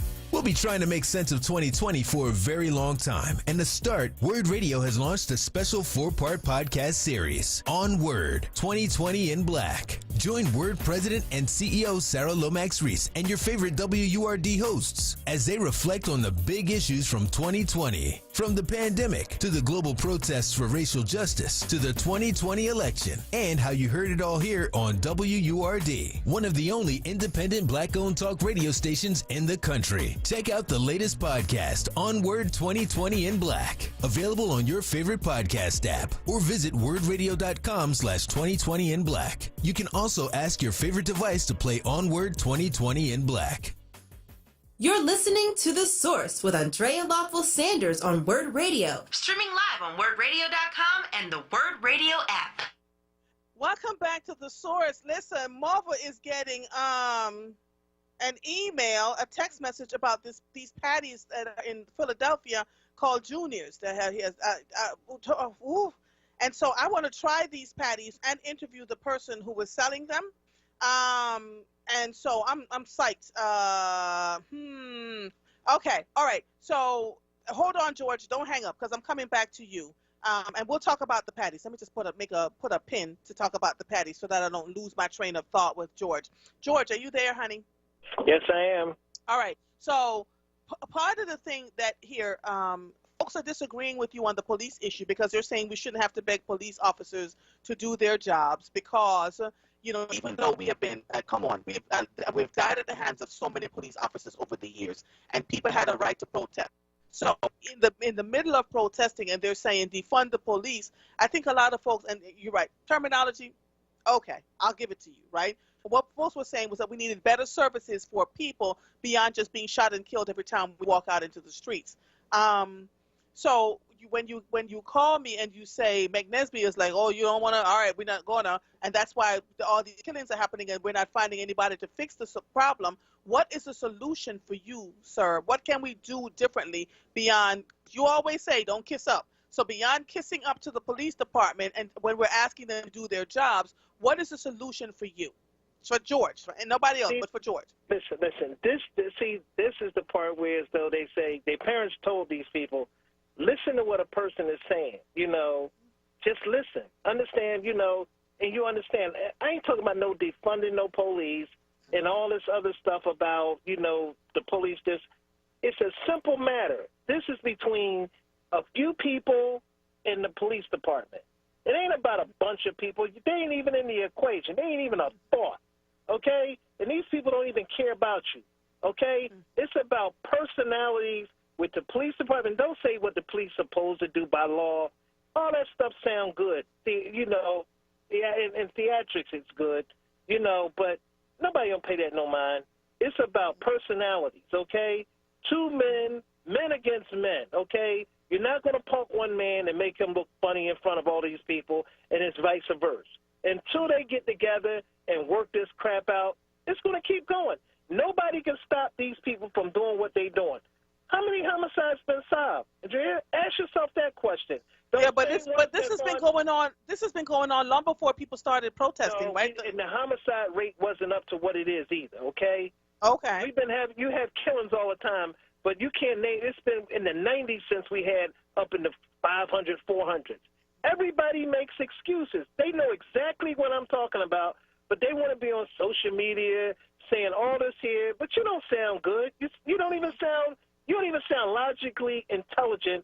The ones who saying it, because the people know what I'm talking about. Saying, what are they talking about? What he's talking about is right. It's between a few people in this city who needs to be man enough to go to the man and say, look, man, we had some words in front of the mayor and some other people. Maybe you didn't like it, and maybe we put some demands and all this here. And first one they got to go to is the mayor. Tell the mayor, get rid of this woman and get us somebody that can do the job. So here's my question. Now I'm asking you, why are we getting rid of the woman who was brought in here? When she came in here, we had a ton of problems. Does it have to be a man to do the job? No, it could be a woman. I care less who. I say get rid of her. Okay? Okay. She has to go. She has to be replaced because she's overwhelmed. It's like she's proven it, but everybody, no, listen, if you ain't on the payroll, you can't say nothing. And if you're one of them people, you can't say nothing. So most of the city got to keep their mouth shut about her to keep their funding going. So if I'm hearing you correctly, George, you're saying that she's not effective, right? Is that what you're saying? No. You think she's effective? Be honest. You think she's effective? You think she's doing a good job? So, George, let me tell you, there's so much crap happening in this city right now. I don't know whether I'm coming or going. What I would like to see, hold on. What I would like to see is more of her, right? I'd like to see that she does more interviews so we can hear, especially on Black Talk Media Radio, so she can explain to She got to go to white media. So she got to George, go down the dial. So She only George, allowed to go down the dial. you see the glass as half empty. I am trying to help the sister out because folks like you are ready to eat her alive, right? No, she don't want your help because you're black. Huh? She don't want your help because you're black. She go to them white stations. Oh wait, but George, you're making an assumption, right? Could it be that? But wait a minute. Could it be that her people? Could it be that her people are sending her to the white stations? Okay, and not to the black ones?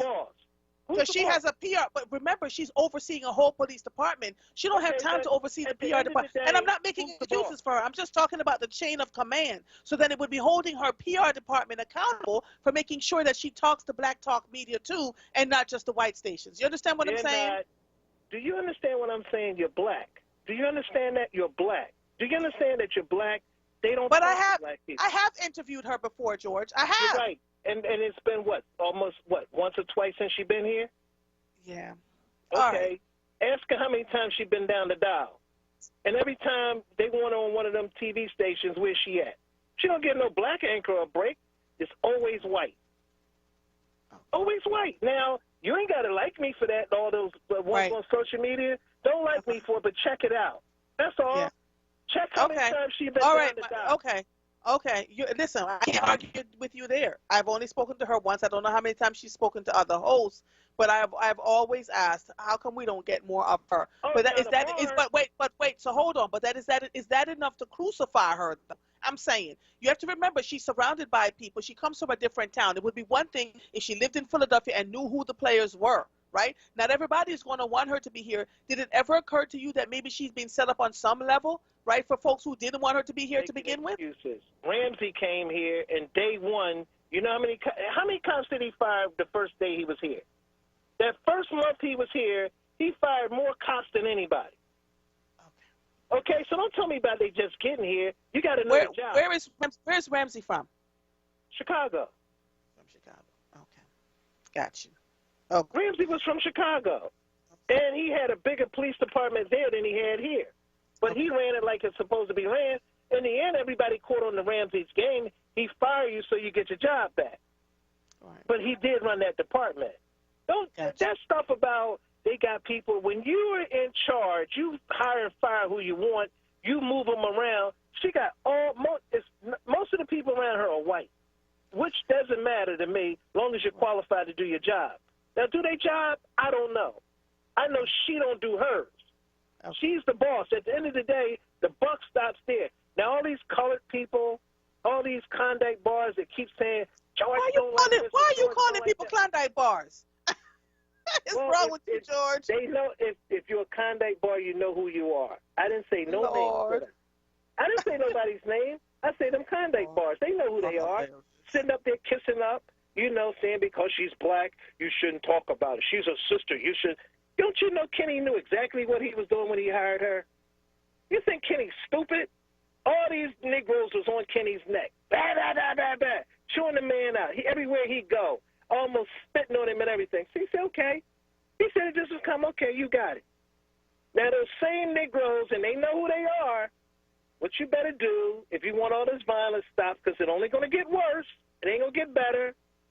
Is that you better figure out a way to y'all somebody pay for the lunch, or y'all get somebody to be a mediary and work it out, and all this stuff will stop. All these people carrying these guns and acting stupid, they'll get them off the street in about 2 weeks. Wow. That's how quick it'll turn around. Okay, you don't gotta believe me. But listen. I hear it. So one of the reasons why when you call, I listen to you, is because I'm looking for solutions. I'm looking for what can we do differently beyond fussing at these folks, right? You gotta fuss at them. You just ask them. Yeah. All right. I'm going to do some more research, some more digging, George. But let me ask you one other question. I gotta go to break, man. I know. Huh? Everything you asked me and I asked and I answered. Do I tell the truth? You're telling your truth. Right, because there are things I can't. But remember, I always have to go back and do my homework, George, to make sure that what you're saying to me makes sense. Homework, does it come up the way I say? Yes, and a lot of the times, yes. Right. Yes, I got to give you that. You know what? Because when I do my homework, I do. Yes. If I make a mistake, I'll call and say, listen, I was wrong. I misquoted this, that, and the other. But I don't. I make sure I know what I'm saying, because there's always somebody there who don't have no business being there, doing something they don't have no business doing. So therefore, I say what I got to say, because if need be, you call that person's name out. But so far, those people that be in the room keep their mouth shut. They don't say nothing. So therefore, you can't put them out on Front Street. But you'd be surprised how many people in this city be taking these envelopes and these checks, you know, with these community groups and all this here, talking about what they doing for black people. They doing it for themselves, okay? Remember that. These deaf hustlers, okay? They doing it for themselves. I hear you, George. And somebody, Thank you, my brother. You have a good one. All right, bye-bye. The Source Education Hour is brought to you by Internet Essentials from Comcast. High-speed home internet for low-income families for just $9.95 per month. Visit InternetEssentials.com to learn more. Hold on, Malcolm. I'll get you when I come off the break. You are listening to The Source. George done wore me out. 96.1 FM, 900 AM, streaming live on WURDradio.com. Follow us on all social media platforms at onWURD. We will be right back after these messages. Seniors, does your doctor regularly reach out to check on you? Can you walk into your doctor's office and see them if you need to? Do you have your doctor's cell phone number, and can you call them anytime, day or night? At Dedicated Senior Medical Center, their only specialty is caring for seniors. Dedicated makes it easy to get the primary care you deserve. Doctors spend more time with patients than the doctors you may be used to. They offer telehealth visits, help you get your medications, and even make sure you get to your appointments. If your doctor isn't treating you like family, it's time to say yes to Dedicated Senior Medical Center. Call Dedicated Senior Medical Center today to schedule a visit and find out what you're missing. Call 267-443-1900. That's 267-443-1900. Appointments are available now.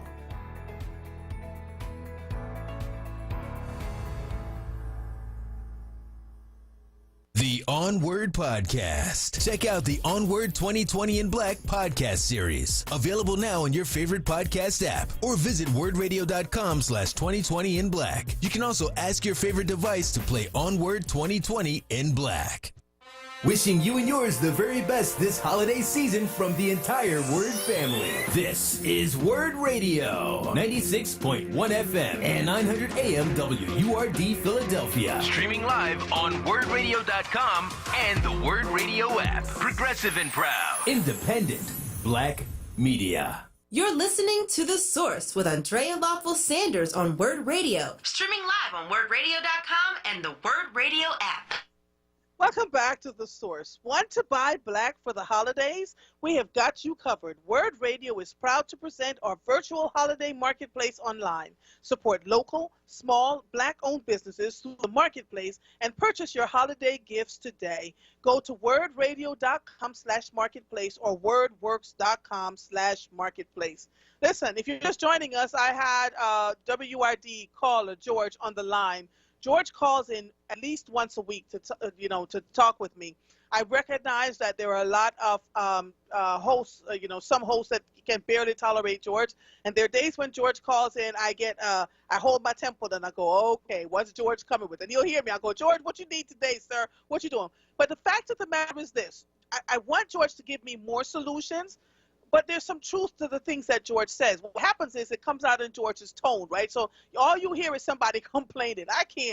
I don't agree with him on principle on certain things. I don't agree with him that we should get rid of Daniel Outlaw. I agree that we should see more of her. But I don't feel that the sister was given a chance, period, from the time she walked in the door into the city. And I'm just, as a radio show host, not at liberty to say, because I have a decent amount of friends that will call and talk to me about certain things. So I understand what's going on there, right? Can she be around more so we can hear more? There are other people that have worked with her, and so we can hear that. But quite frankly, just 2 days ago, I had another conversation with a friend who says, if you're running for office in this city, a lot of money has to change hands. You got to dish out money to this one, and not because they want to help you. You're dishing out money to folk because they want to make sure. I don't even know why you're dishing out money, and I'm talking thousands of dollars, money that folks can't even have. So for people who really want to run for office in this city, that really could make a difference and do a good job, to stop by some of that foolishness. So there's some things going on. There's a lot of pay to play. He's not lying about that, right? unfortunately, folks they talk about it behind closed doors. They don't want to come out and fully talk about it. George himself is not giving names, but I'm telling you, I've heard it. I have absolutely heard it. So he not all the way crazy. Lucy Lou says, I called it and I had to hung up. I'm at work. George works my... Okay, Lucy, well, call back when you have a minute. Malcolm, are you there? Malcolm? Yeah, I'm here. What's going on, sir? Look, I was listening. I was, in and out. But look, number one, George is right on a lot of issues when it comes to city council and Philly politics. I'll give him that. But when it comes to police issues, I think he's off the mark. Okay. And tell us why. And here's why. Okay. Between Philly and Chicago, FBI statistics show that Philadelphia and Chicago are amongst the lowest in the nation for crime stats. Okay.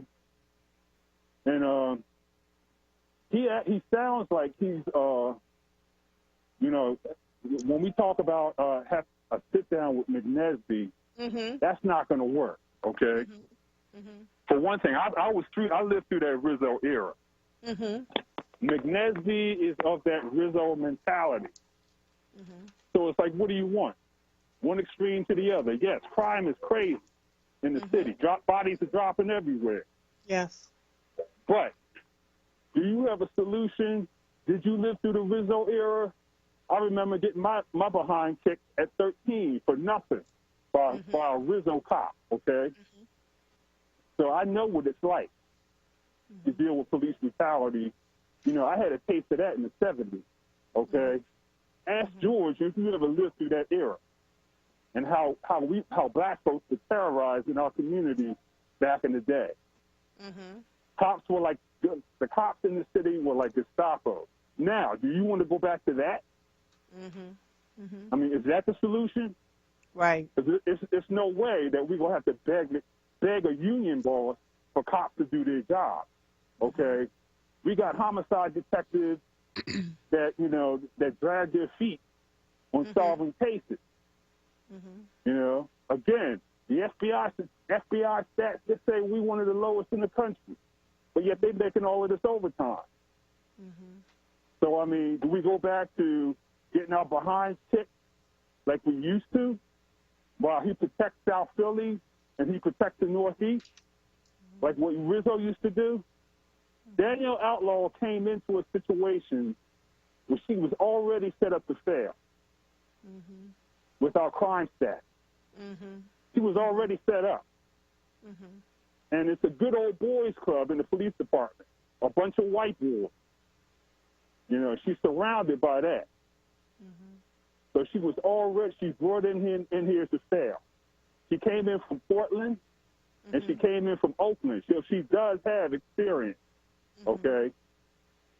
Why do you think, Malcolm, why do you think she's not being given a fair shake? And why do you think that's happening? Absolutely. She's not given a fair chance. Absolutely. I mean, why do you think that is, though? Why are we so hard on her? That's why Which is why I asked him. Resigned. That's why Ross resigned. You remember that nonsense up there at 15th and Erie?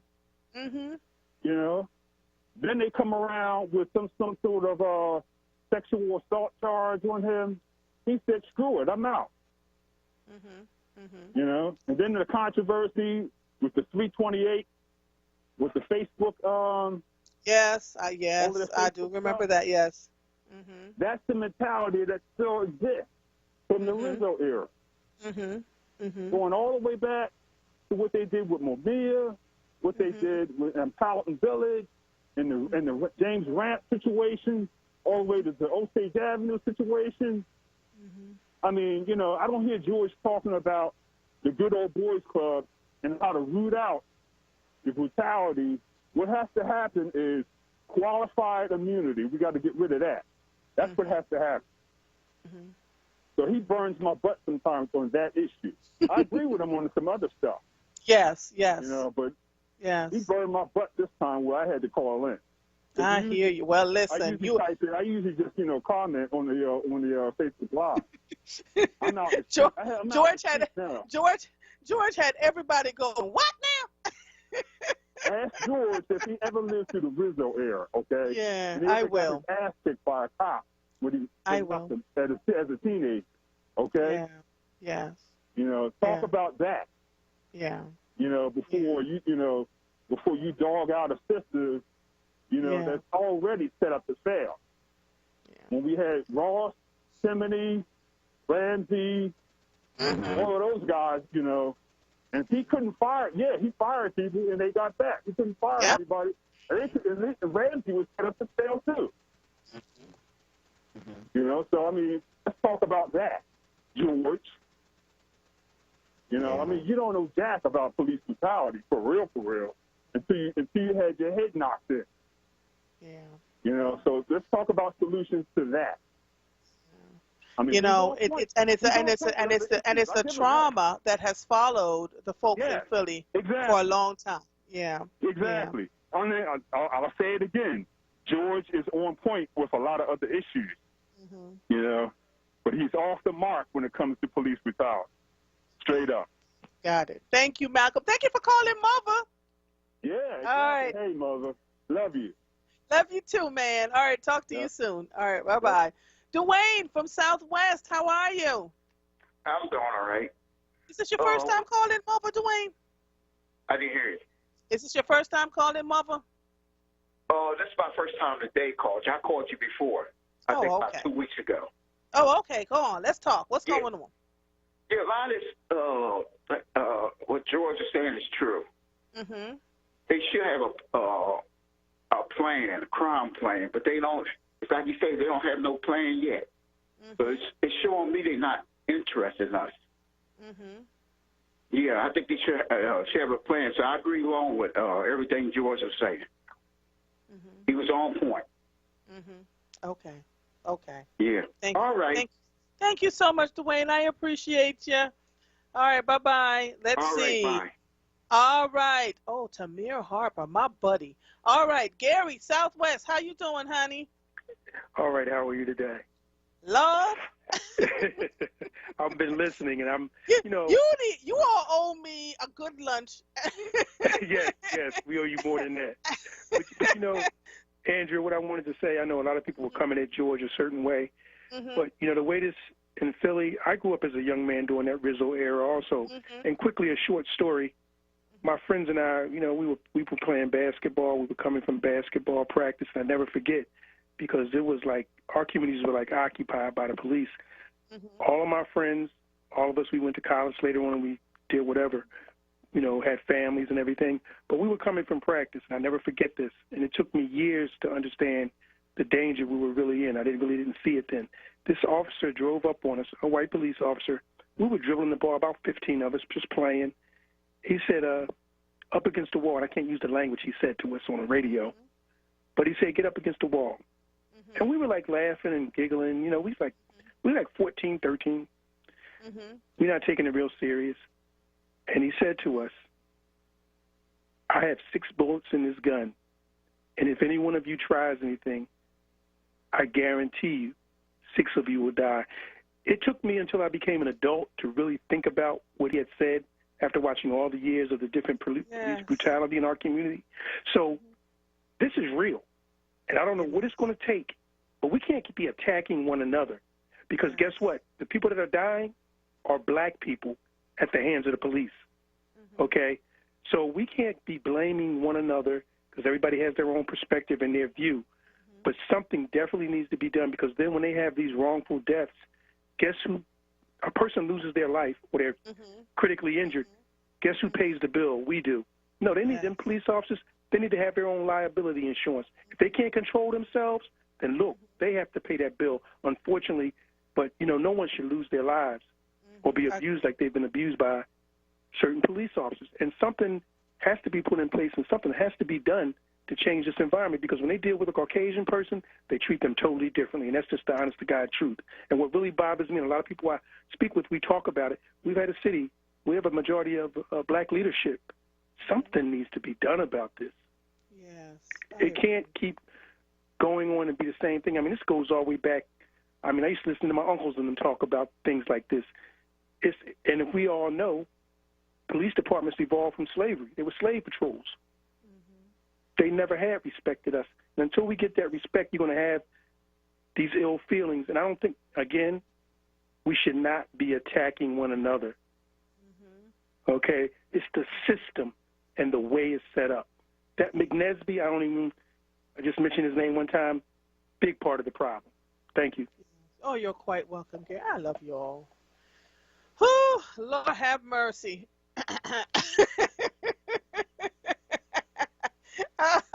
Don from West Philly, are you there? Yeah, I'm here. How you doing? Lord, Don? Poor mother. Well, they're taking it to me today, boy. All right, well, I'm going to follow up on George. George is right. You know, we don't want to set responsibility for the BS that we're doing personally, man. You know, it's not the school to prison pipeline. It's the home to prison pipeline. If you go to any elementary school, the kids are coming from the home. All this dysfunction and violence. I grew up in the Rizzo area. 30% of our black population, you're walking like a thug, you're acting like a thug, you're doing things like thugs, and then when the man roll up on you, oh, don't treat me like a thug. So what George is trying to say, all we trying to tell y'all, we win on the other side. We just trying to tell y'all, come back and tell y'all, you got to change your ways. You know, that 30%, hey, y'all rolling like that. You took something that was supposed to be a step from manhood, and now y'all can normalize it. Now you got grown men, fathers in their 50s out here in West Philadelphia strolling. You got the black women all jacked up, they acting like dudes with cigarettes out their mouth, cursing and profanity, and all we trying to tell you, you've been hoodwinked. You got a personal responsibility to change your own personal life. Yeah, so Don, I would say it's both and. We need the police to be better and we need us to be better. I agree, right? I don't know what is walking like a thug and talking like a thug mean. Well, you don't know what that means?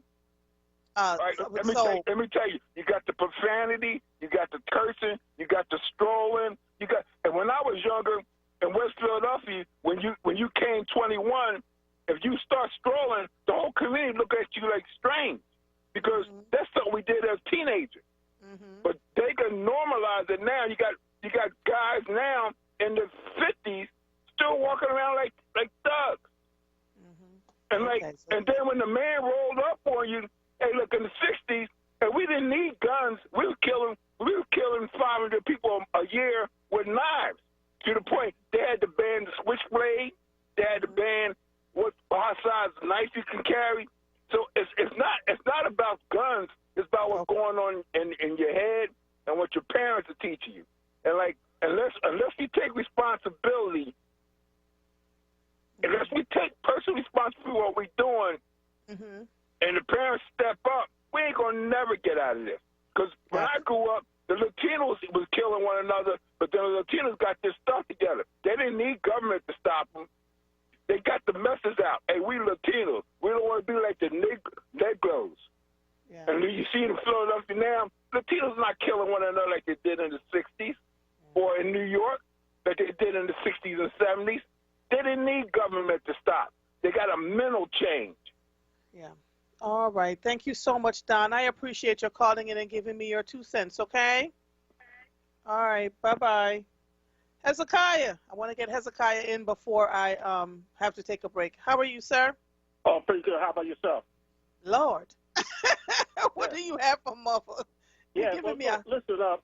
I was wondering, when those 2 cops shot that brother that had mental problems a few weeks ago. Yes, Wallace. Yes, something came in my mind. I was wondering if they were one of the 300-something cops that had racist remarks on the internet.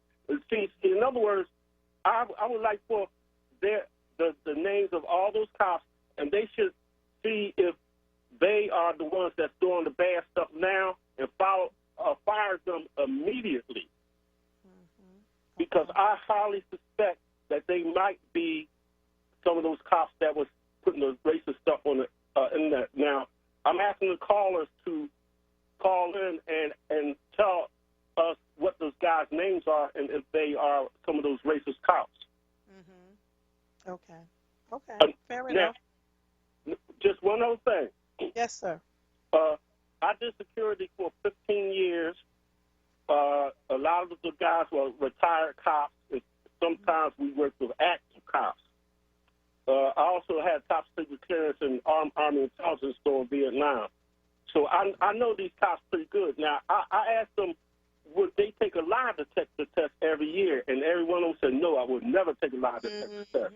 So I think that it should be mandatory that all law enforcement and the legal system people, the judges and all, take a lie detector test once a year because you will get rid of all the bad ones, believe me. And that's all I got to say. Thank you. Bye. Thank you. Thank you so much. Thank you for calling in. Ooh, Lord, y'all are wearing mobile out. Ooh. All right, so you have all given your, let me see. Lord, Joseph Simmons says, Ross gets a six-figure pension. Ross should help outlaw. He owes her. Bravo Malcolm says, Joseph. Lucy Lou says, Philadelphia is a pay-to-play and a lot of dirty secrets and dirty dealings, but when he say bow down to McNesby, he's wrong. I guess she's talking about George. Sakina says, I don't think that George is crazy at all. It sounds like he has some intel, but nothing will get fixed if things are swept under the rug. Leslie says he needs to take that passion to the city officials, which he has. You hear him calling them Klondike bars. Lord have mercy. One of these days, I'm going to sit down with George to talk about tone matters. But again, everybody has their place. Let me see what else is going on here, because I'm going to have to take a quick break. Matone in Niobe says the FOP is the reason why Mumia is still in prison.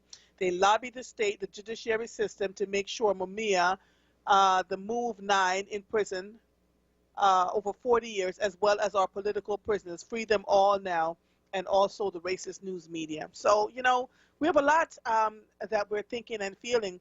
And I am not telling anybody not to think and feel. When people are traumatized, which is why I started at the beginning of the show talking to white allies who believe that they're allies to us, who don't listen to us. You feel like you know better than anything else that we could possibly say and do. But when you dismiss our trauma, when you dismiss our heritage, when you dismiss the value that we bring in our own voices, these are the kinds of things that have happened. So how can we not forget the trauma, right?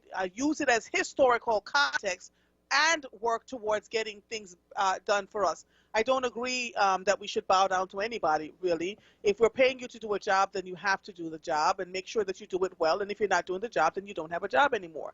And so part of it is that a lot of folks have been covered in many different ways, and that's just politics, which is why those of us who love helping people and want to be there for them really chafe at running for public office, because it gets to be incredibly difficult on us.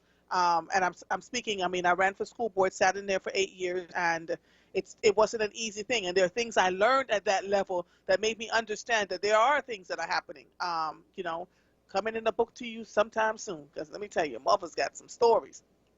But we got to, you know, hear each other. Hear George take the meat and spit out the bones, right? The same way George has to listen to the rest of you, because while he's right on some things, there's some things that are just not tenable to the average listening audience. So we're there. You are listening to The Source. I am looking forward to this person. 96.1 FM, 900 AM, streaming live on WURDradio.com. Follow us on all social media platforms at onWURD. 215-634-8065 is the number to call in. I am Andrea Lawful Sanders, and we will be right back after these messages. PECO is here to help this winter. With LIHEAP, you can get up to a $1,000 cash grant towards your PECO bill. You don't have to be behind on your bill to qualify, and you'll never have to pay it back. Even a family of 4 with an annual income of $40,000 is eligible. So don't count yourself out. This deal is first come, first served, so apply now at PECO.com/LIHEAP or call 800-34-HELP4. That's 800-34-HELP4. As a business owner, hiring and developing people from the community that your company serves is one of the best ways to show commitment to that community. Let WURD Radio help with Livelihood, our new initiative that connects Philadelphians with companies like yours. We'll feature your business, open employment opportunities, and resources to connect your company with talent and ensure that you reach your target demographic. To learn more about how Livelihood can help you build your team, visit wordworks.com. That's WURD works.com.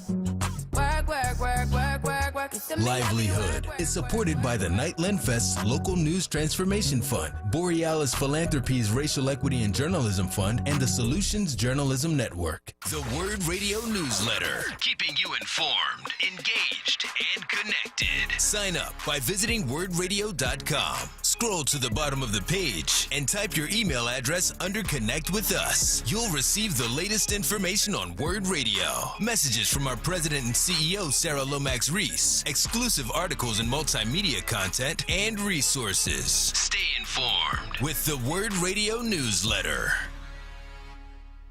You're listening to The Source with Andrea Lawful Sanders on WURD Radio. Streaming live on WURDradio.com and the WURD Radio app. Welcome back to The Source. If you're just joining us, Lord have mercy, there has been a whole conversation about policing in the city, the trauma that people of color have had to experience over the years under the Rizzo. Again, I can't speak to it because I wasn't living here, but I've certainly done enough research and watched enough videos to the point that when there were riots and protests across the city, one of the things they tried to do was burn that Rizzo statue down. So there is clearly a precedence here. And so what I don't ever want to do is deny what people are thinking and feeling, but I also want us to work towards some solutions. I don't want us to just fuss and complain about what's going on, because nothing changes if nothing changes. Let me just go ahead and let me take a look-see here. Clyde, South Philly, are you there? Hello, Andrea. Hi, Clyde. How are you? I'm well. How are you? Child, they're trying to kill Mother today.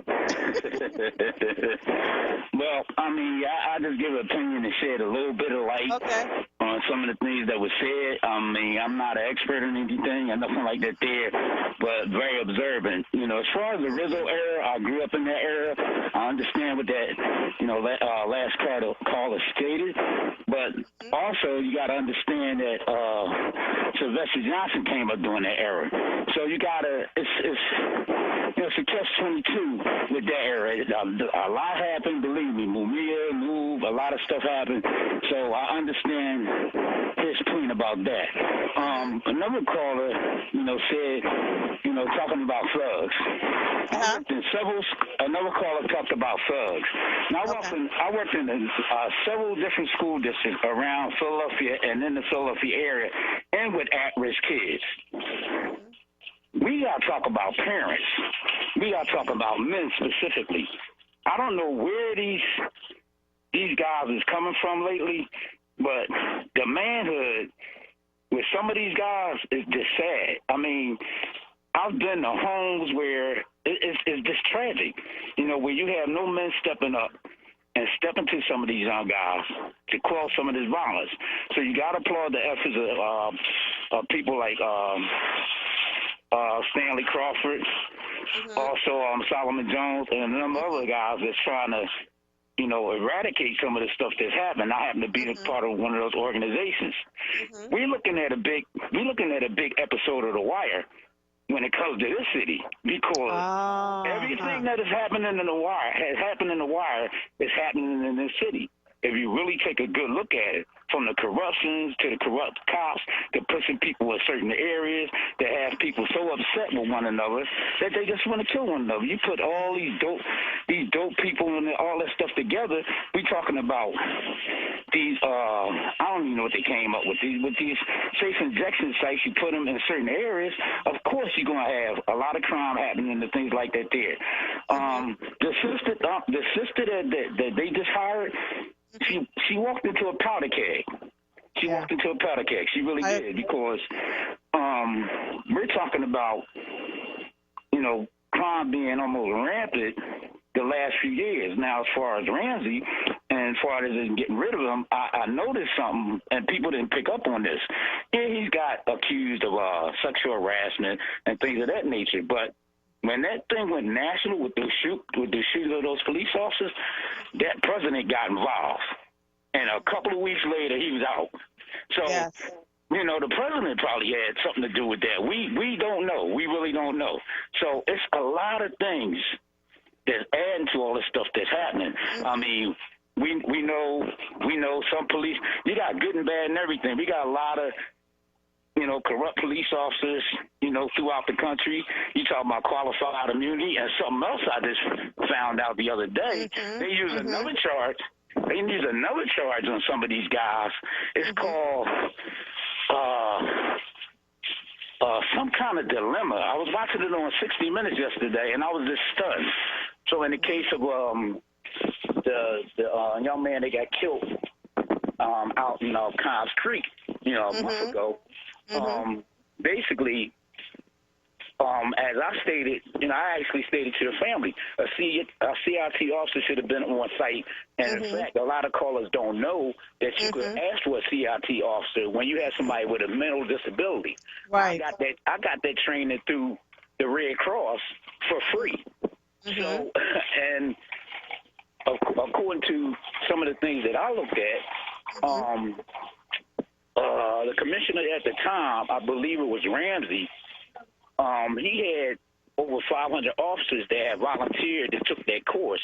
And we talk about 10 years ago, 11 years ago.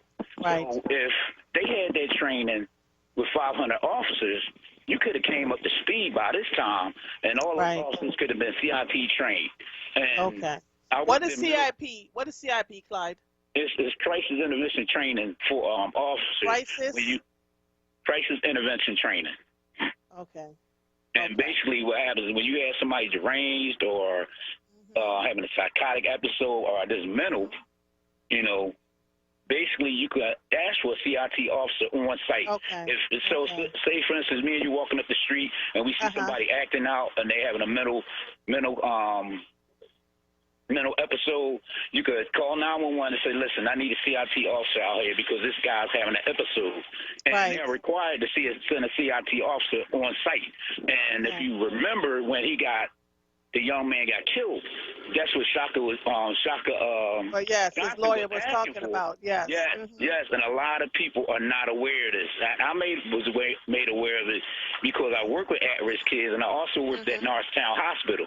So you can get this training. It's at the Red Cross. I got it free about. You know, part of the issue, though, Clyde, is that we start these things and then they drop by the wayside because funding, right? We don't have the funding, or we don't have the will of the person in charge, right? I don't want to go through this. I don't want to. Yes. Andrea, but that training I received was free. It was free. Again, remember me said funding or the will of the person in charge. So it could be the will of the person who was at the top going, I don't want to be bothered with this. I don't want to take on another thing, right? And so this is why I'm saying about leadership. We have got to, Jesus, Mother Mary and Joseph. I say this one time, I've said it 1,000 times. Before we look at the credentials that somebody brings to the table, like how many years they work in an organization, how many college degrees they have, you need to look at their core, who they are at their core, you know, and their tests that they can take about, you know, what would you do in certain situations? How would you, because your core values tell what you're going to do in your leadership positions. So no matter how much money you make or how many degrees you have, if you're intrinsically evil or ultra sensitive or just not a good leader all the way around, it doesn't help the people that you're there to serve. And I want more businesses and organizations and cities and counties and councils to look at the core values. Make them take core value tests, I'm telling you, because it shows up. When they say people change, people don't change. Money and power exacerbates who you are to begin with, right? So all of that shows up when all of those things shows up in your life. So Absolutely true. We've got to be better about this. And, you know, the other thing, you know, the gentleman said that, you know, a lot of the officers should take lie detector tests. But we got to understand lie detector tests are admissible in court. Right. And the police have quite a bit of protections, right? So there's some things that are working out. Yeah. So there's some things that are being... trust Marvel on this. There's some things that are being worked out that are not being talked about at this point, at the state level, all the way down, right? So you just, listen, we're going to be all right. I want to thank you for calling, Clyde, because I've got another young man that's on the line, a great young leader, and I really want to get him in so we can get going. But I appreciate your calling. I really, really do. Yes, ma'am. You have a good one, okay? You have a better one. All right. Bye-bye. I'm ignoring all of you over here talking about I need to run for office, whatever. Tamir Harper is the co-founder and executive director of UrbEd.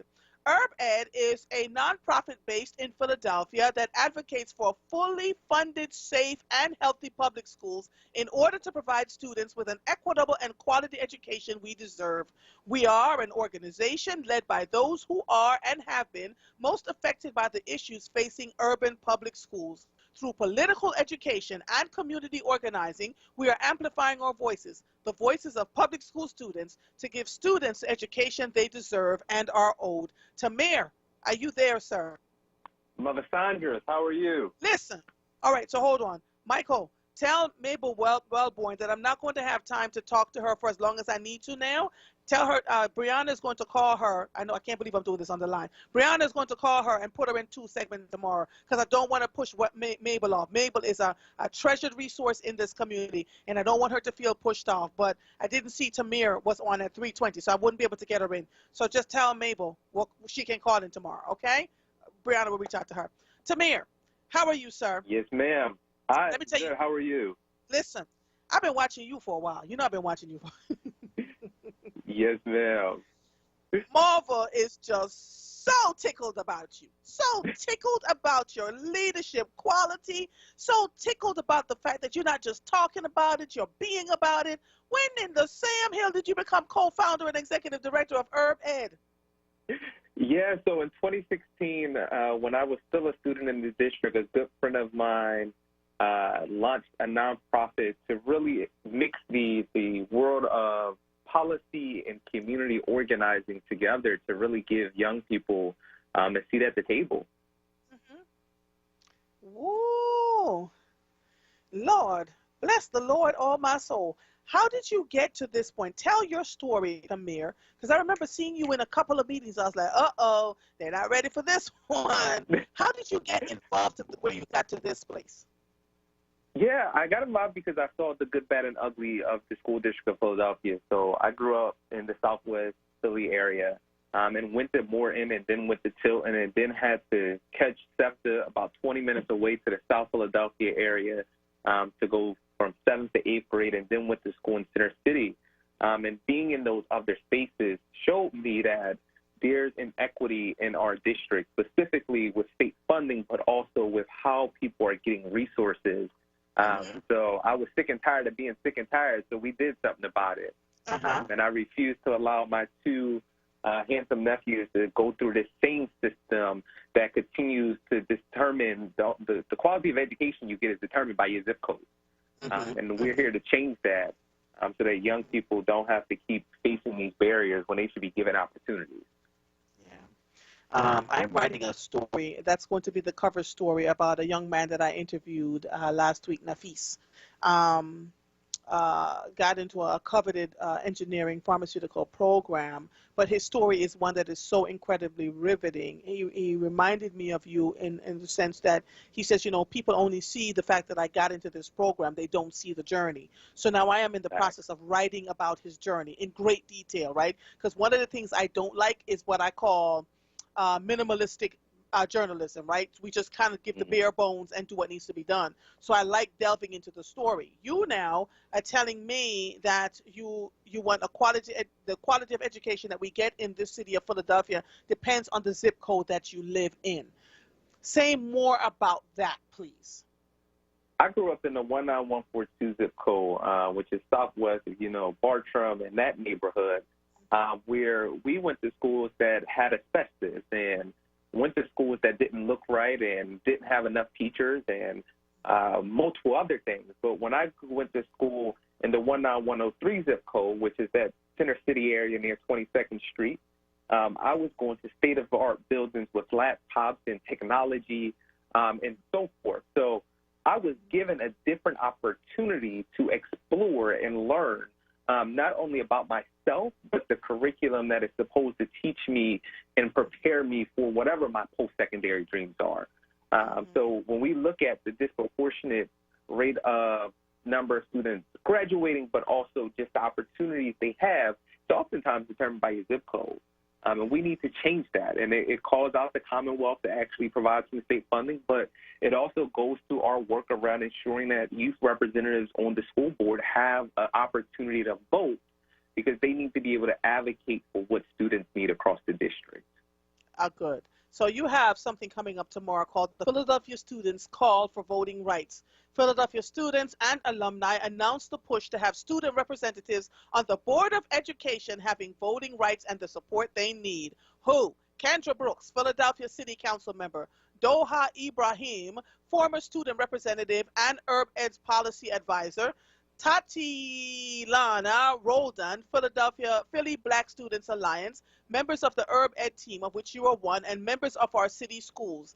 The Herb Ed, a student-led alumni nonprofit organization, and Philly Black Student Alliance is announcing their Empowering Students Representatives campaign to increase student voice on the Board of Education. This is why I love young people.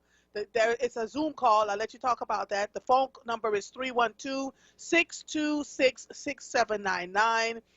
It's tomorrow from 12 noon to 1 p.m. Can I join this call? It's an hour before I go live. Mom was about to join this call.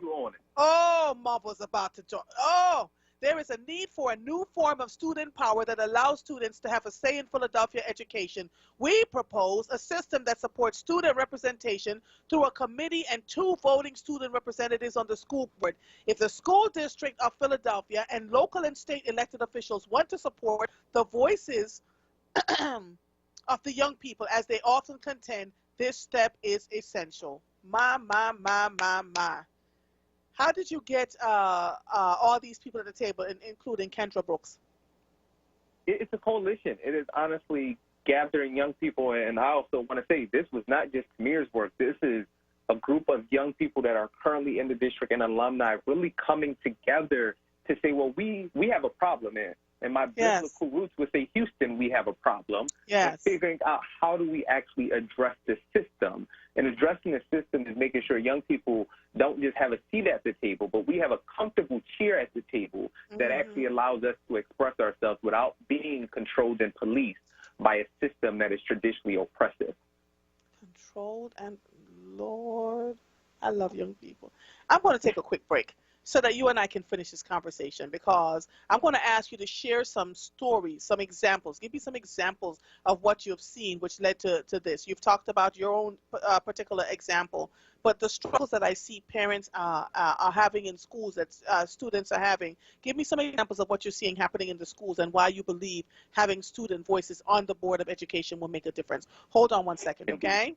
All right. Yes, ma'am. You are listening to The Source, 96.1 FM, 900 AM, streaming live on WURDradio.com. Follow us on all social media platforms at onWURD. 215-634-8065 is the number to call in. We will be right back after these messages. With Internet Essentials from Comcast for only $9.95 a month, you get more. High-speed home internet service included. Peace of mind with XFi Advanced Security included. Access to millions of XFi Wi-Fi hotspots. That's included too. Internet Essentials from Comcast brings you affordable, high-speed internet to your home for only $9.95 a month. When you're connected, you're ready for anything. Visit InternetEssentials.com for more information. Taxes extra. Restrictions apply. Always Best Care is a great place to work. Flexibility, leadership, purpose, great benefits. There's never a dull moment. Diversity, inclusion, compasión. We love our jobs. If you're looking for a great place to work, you can join our compassionate Team Green. You can apply online at teamgreenabc.com or call 267-909-9248. Teamwork makes the dream work. This is not a fad for us. We will not resume our regular programming when things die down. We're not black to help our bottom line or because it's politically correct. We're not joining a fight. This has been our fight, our message, our people. Black lives have always mattered here. We are undeniably, indefatigably, unapologetically, permanently Black Talk Media. WURD. Did you know you can catch the flu and COVID-19 at the same time, or even back-to-back? Don't risk catching the flu during the COVID-19 pandemic. The flu shot is a safe and effective way of reducing your chances of catching the flu or spreading it to others. And the flu shot helps protect you and your community from the worst effects of the flu. Don't say, I should have got my flu shot. Call your doctor or visit your pharmacist and get your flu shot today. You're listening to The Source with Andrea Lawful Sanders on WURD Radio. Streaming live on WURDradio.com and the WURD Radio app. Welcome back to The Source. If you're just joining us, I have on the line Tamir Harper, who is the co-founder and executive director of Herb Ed. Tamir, how old are you now, son? I am 20 now.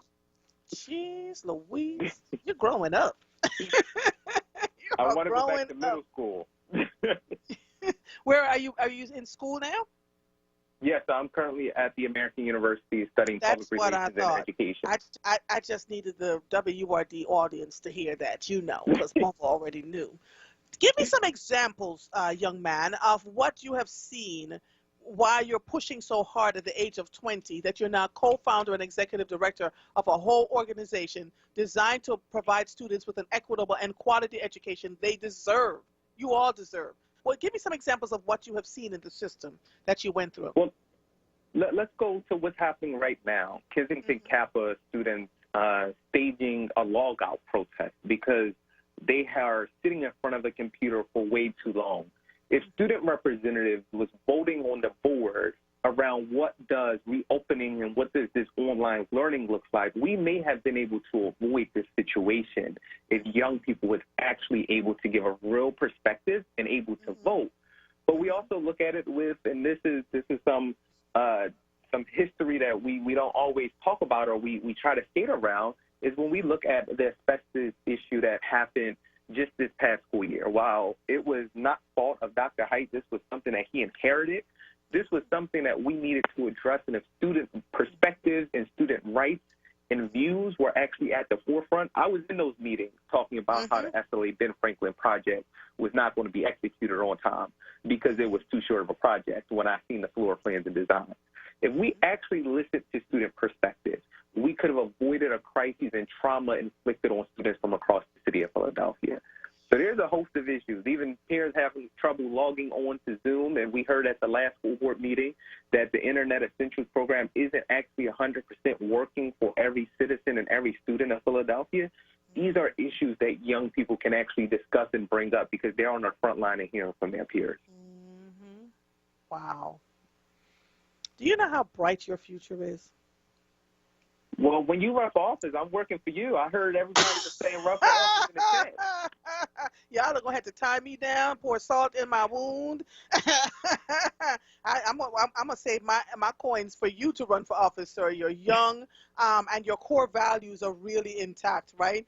What I noticed about you was that you weren't just talking about stuff. You are actually jumping in the fray and getting it done. That is the mark of excellent leadership, and you're doing it with a level of humility. I didn't say you weren't confident, because you are confident in what you do, but you walk with a level of confidence shrouded with a great deal of humility. You remind me of a young lion, you know? And so one of the things that I want to keep watching you as you move along is to learn from the mistakes of the old aged ones around you.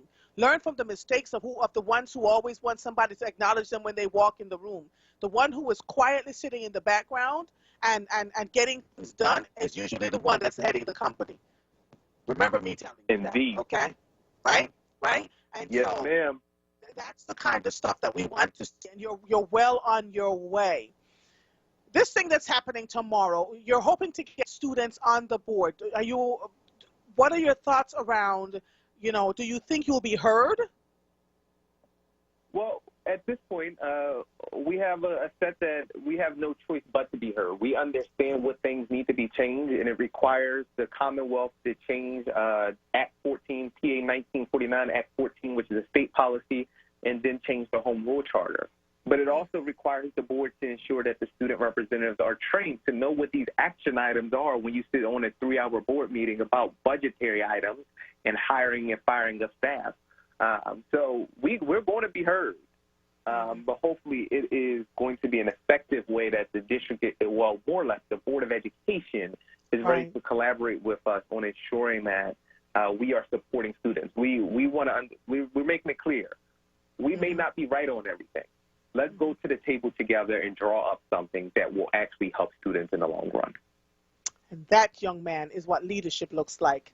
Remember, we're not right on everything, but let's go to the table and draw up what it should look like for us. And remember, when you get to the table, I don't have to tell you this because you've seen enough shenanigans in your young 20 years to know. And look, Marvel's is keeping it all the way real and not in left field, right? When you see the shenanigans, be willing to walk away from the table if it does not serve the common good. Right? If it's only going to serve you and a couple of people to make you feel good about yourself, be willing to walk away from the table. Get up, dust off your feet, say thank you for this meeting. It was a pleasure sitting here talking to you. We'll come back to you and talk about it another time. And then you write them a nice letter or email afterwards and say, listen, the terms and conditions that you had for us did not work, and this is the reason why. You always want to put this thing in writing because it all comes back around. What comes out of the wash comes right back into the rinse, right? And so you always want to log in and make sure you put into writing these kinds of things.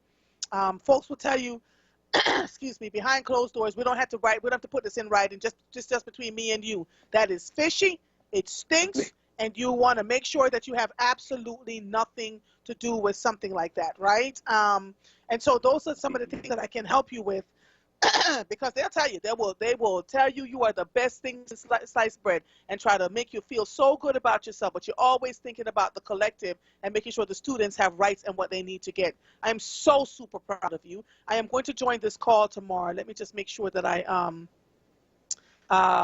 get Brianna to send me, because I'm going to pull this out from my lineup to make sure that I can see what's going on so I can talk about it in a little bit. Just continue to rock on, okay? I'll see you tomorrow in the meeting. Thank you so much. All right, man. Talk to you soon. All right, bye-bye. All right, that was Tamir Harper, who I met him when he was a young, Lord, he's still young, Father God. He was 16 and tearing the roof in such an eloquent, well thought out, well reasoned way. See, you want to get stuff done. There's a time to raise hell. There's a time to sit down and reason with folks, and then there's a time to walk away. We just got to know when to fold them, know when to hold them. So we just can't always be fussing all the time without having solutions to where we need to go. And as you can hear, my voice is starting to crack after 3 hours of being on the air, and I'm almost done. Horace from West Philly, are you there? Hey, yes, I'm here. How you doing? I'm good. What's going on, sir? Well, I'm glad I got in right behind this guy from Kensington Kappa. Here we go. School district data has Kensington Kappa as this. From 9th grade going in, we're talking years 2016 all the way up to 2019. Their student achievement was 1% in 2016, 17. It was 1% in 2017, 2018. And it was 0% in 2018, 2019. Now, in relationship to that, the teacher's attendance was 53% in 2016, 17. Excuse me? Did you say teacher attendance was 53%? Yes, teacher's attendance was 53% in 2016, 17, 67% in 2017, 2018, and 54% in 2018, 2019. I don't know, if nothing else, how do you be in a school since these students been in this school since 9th grade? I'm talking about their graduation class today. Of 1 year, 1%, 1 year, the second year, 1%, the third year, 0%. Now they're in a virtual setting. So that most likely is going to be 0% as well. It's nice to have students that think they know what's best for them. But we as citizens looking at a building, and that's all we can do is look at a school building because we don't know what's going on inside. But when you get statistics on teachers' attendance, that has to be, you have to ask the district, why is this?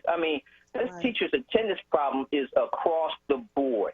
And why is that acceptable if we're here to teach students? If the teachers aren't there, there should be aides in place or substitutes in place to teach when those teachers aren't there. And teachers should only have a certain amount of days off in the school. 53%, that is atrocious. Where can I find that? Where can I find that data? Well, see, what I'll do is when I get a chance, I got to look up your email and send it to you. Because it's alsanders@wordradio.com. Okay, alsanders@word. Okay, because what has to happen is, and this is what I already did, I keyed in, I looked up every school, all 210 schools, and came up with the data, with this data from the district, and out of that, we have 27 schools that have 0% attendance.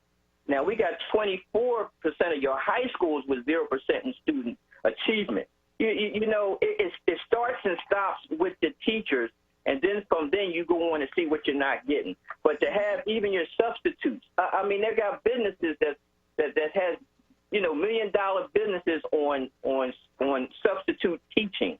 You know, and we all know the quality of substitute teachers. Come on, we can't just say, okay, the teacher's asking, we got somebody in the room. The students know who comes in the room is doing what they do. That's probably what half of this complaint is, what they think they need. But as adults, we have to challenge the board to say, hey, your teachers aren't coming to work. So I don't care what you say. And when people say funding, because I'm going to try to get this in real quick, our teachers in Philadelphia start at $42,000, and they go all the way up to $73,300, plus get a benefit package of $49,000. So we need to stop saying it's not enough funding. Your teachers are just not coming to work. The money is there. It's not even about making everything equal about what's happening with the school district in Lower Merion. That teachers here make more money than the teachers in Lower Merion. So it's like, hey. So let me stop you there. They do not. The average salary of a teacher in Lower Merion is well over $100,000. This is a fact. I'm not making this up. This is not conjecture. They stay there for a little while. They make good money. They do. They make absolutely good money as they go up their steps. $73,000 is nothing to sneeze at. But when you look at all the other districts around them where their teachers can make for $100,000 after 7, 8, 9, 10 years, and they follow their steps and go up, they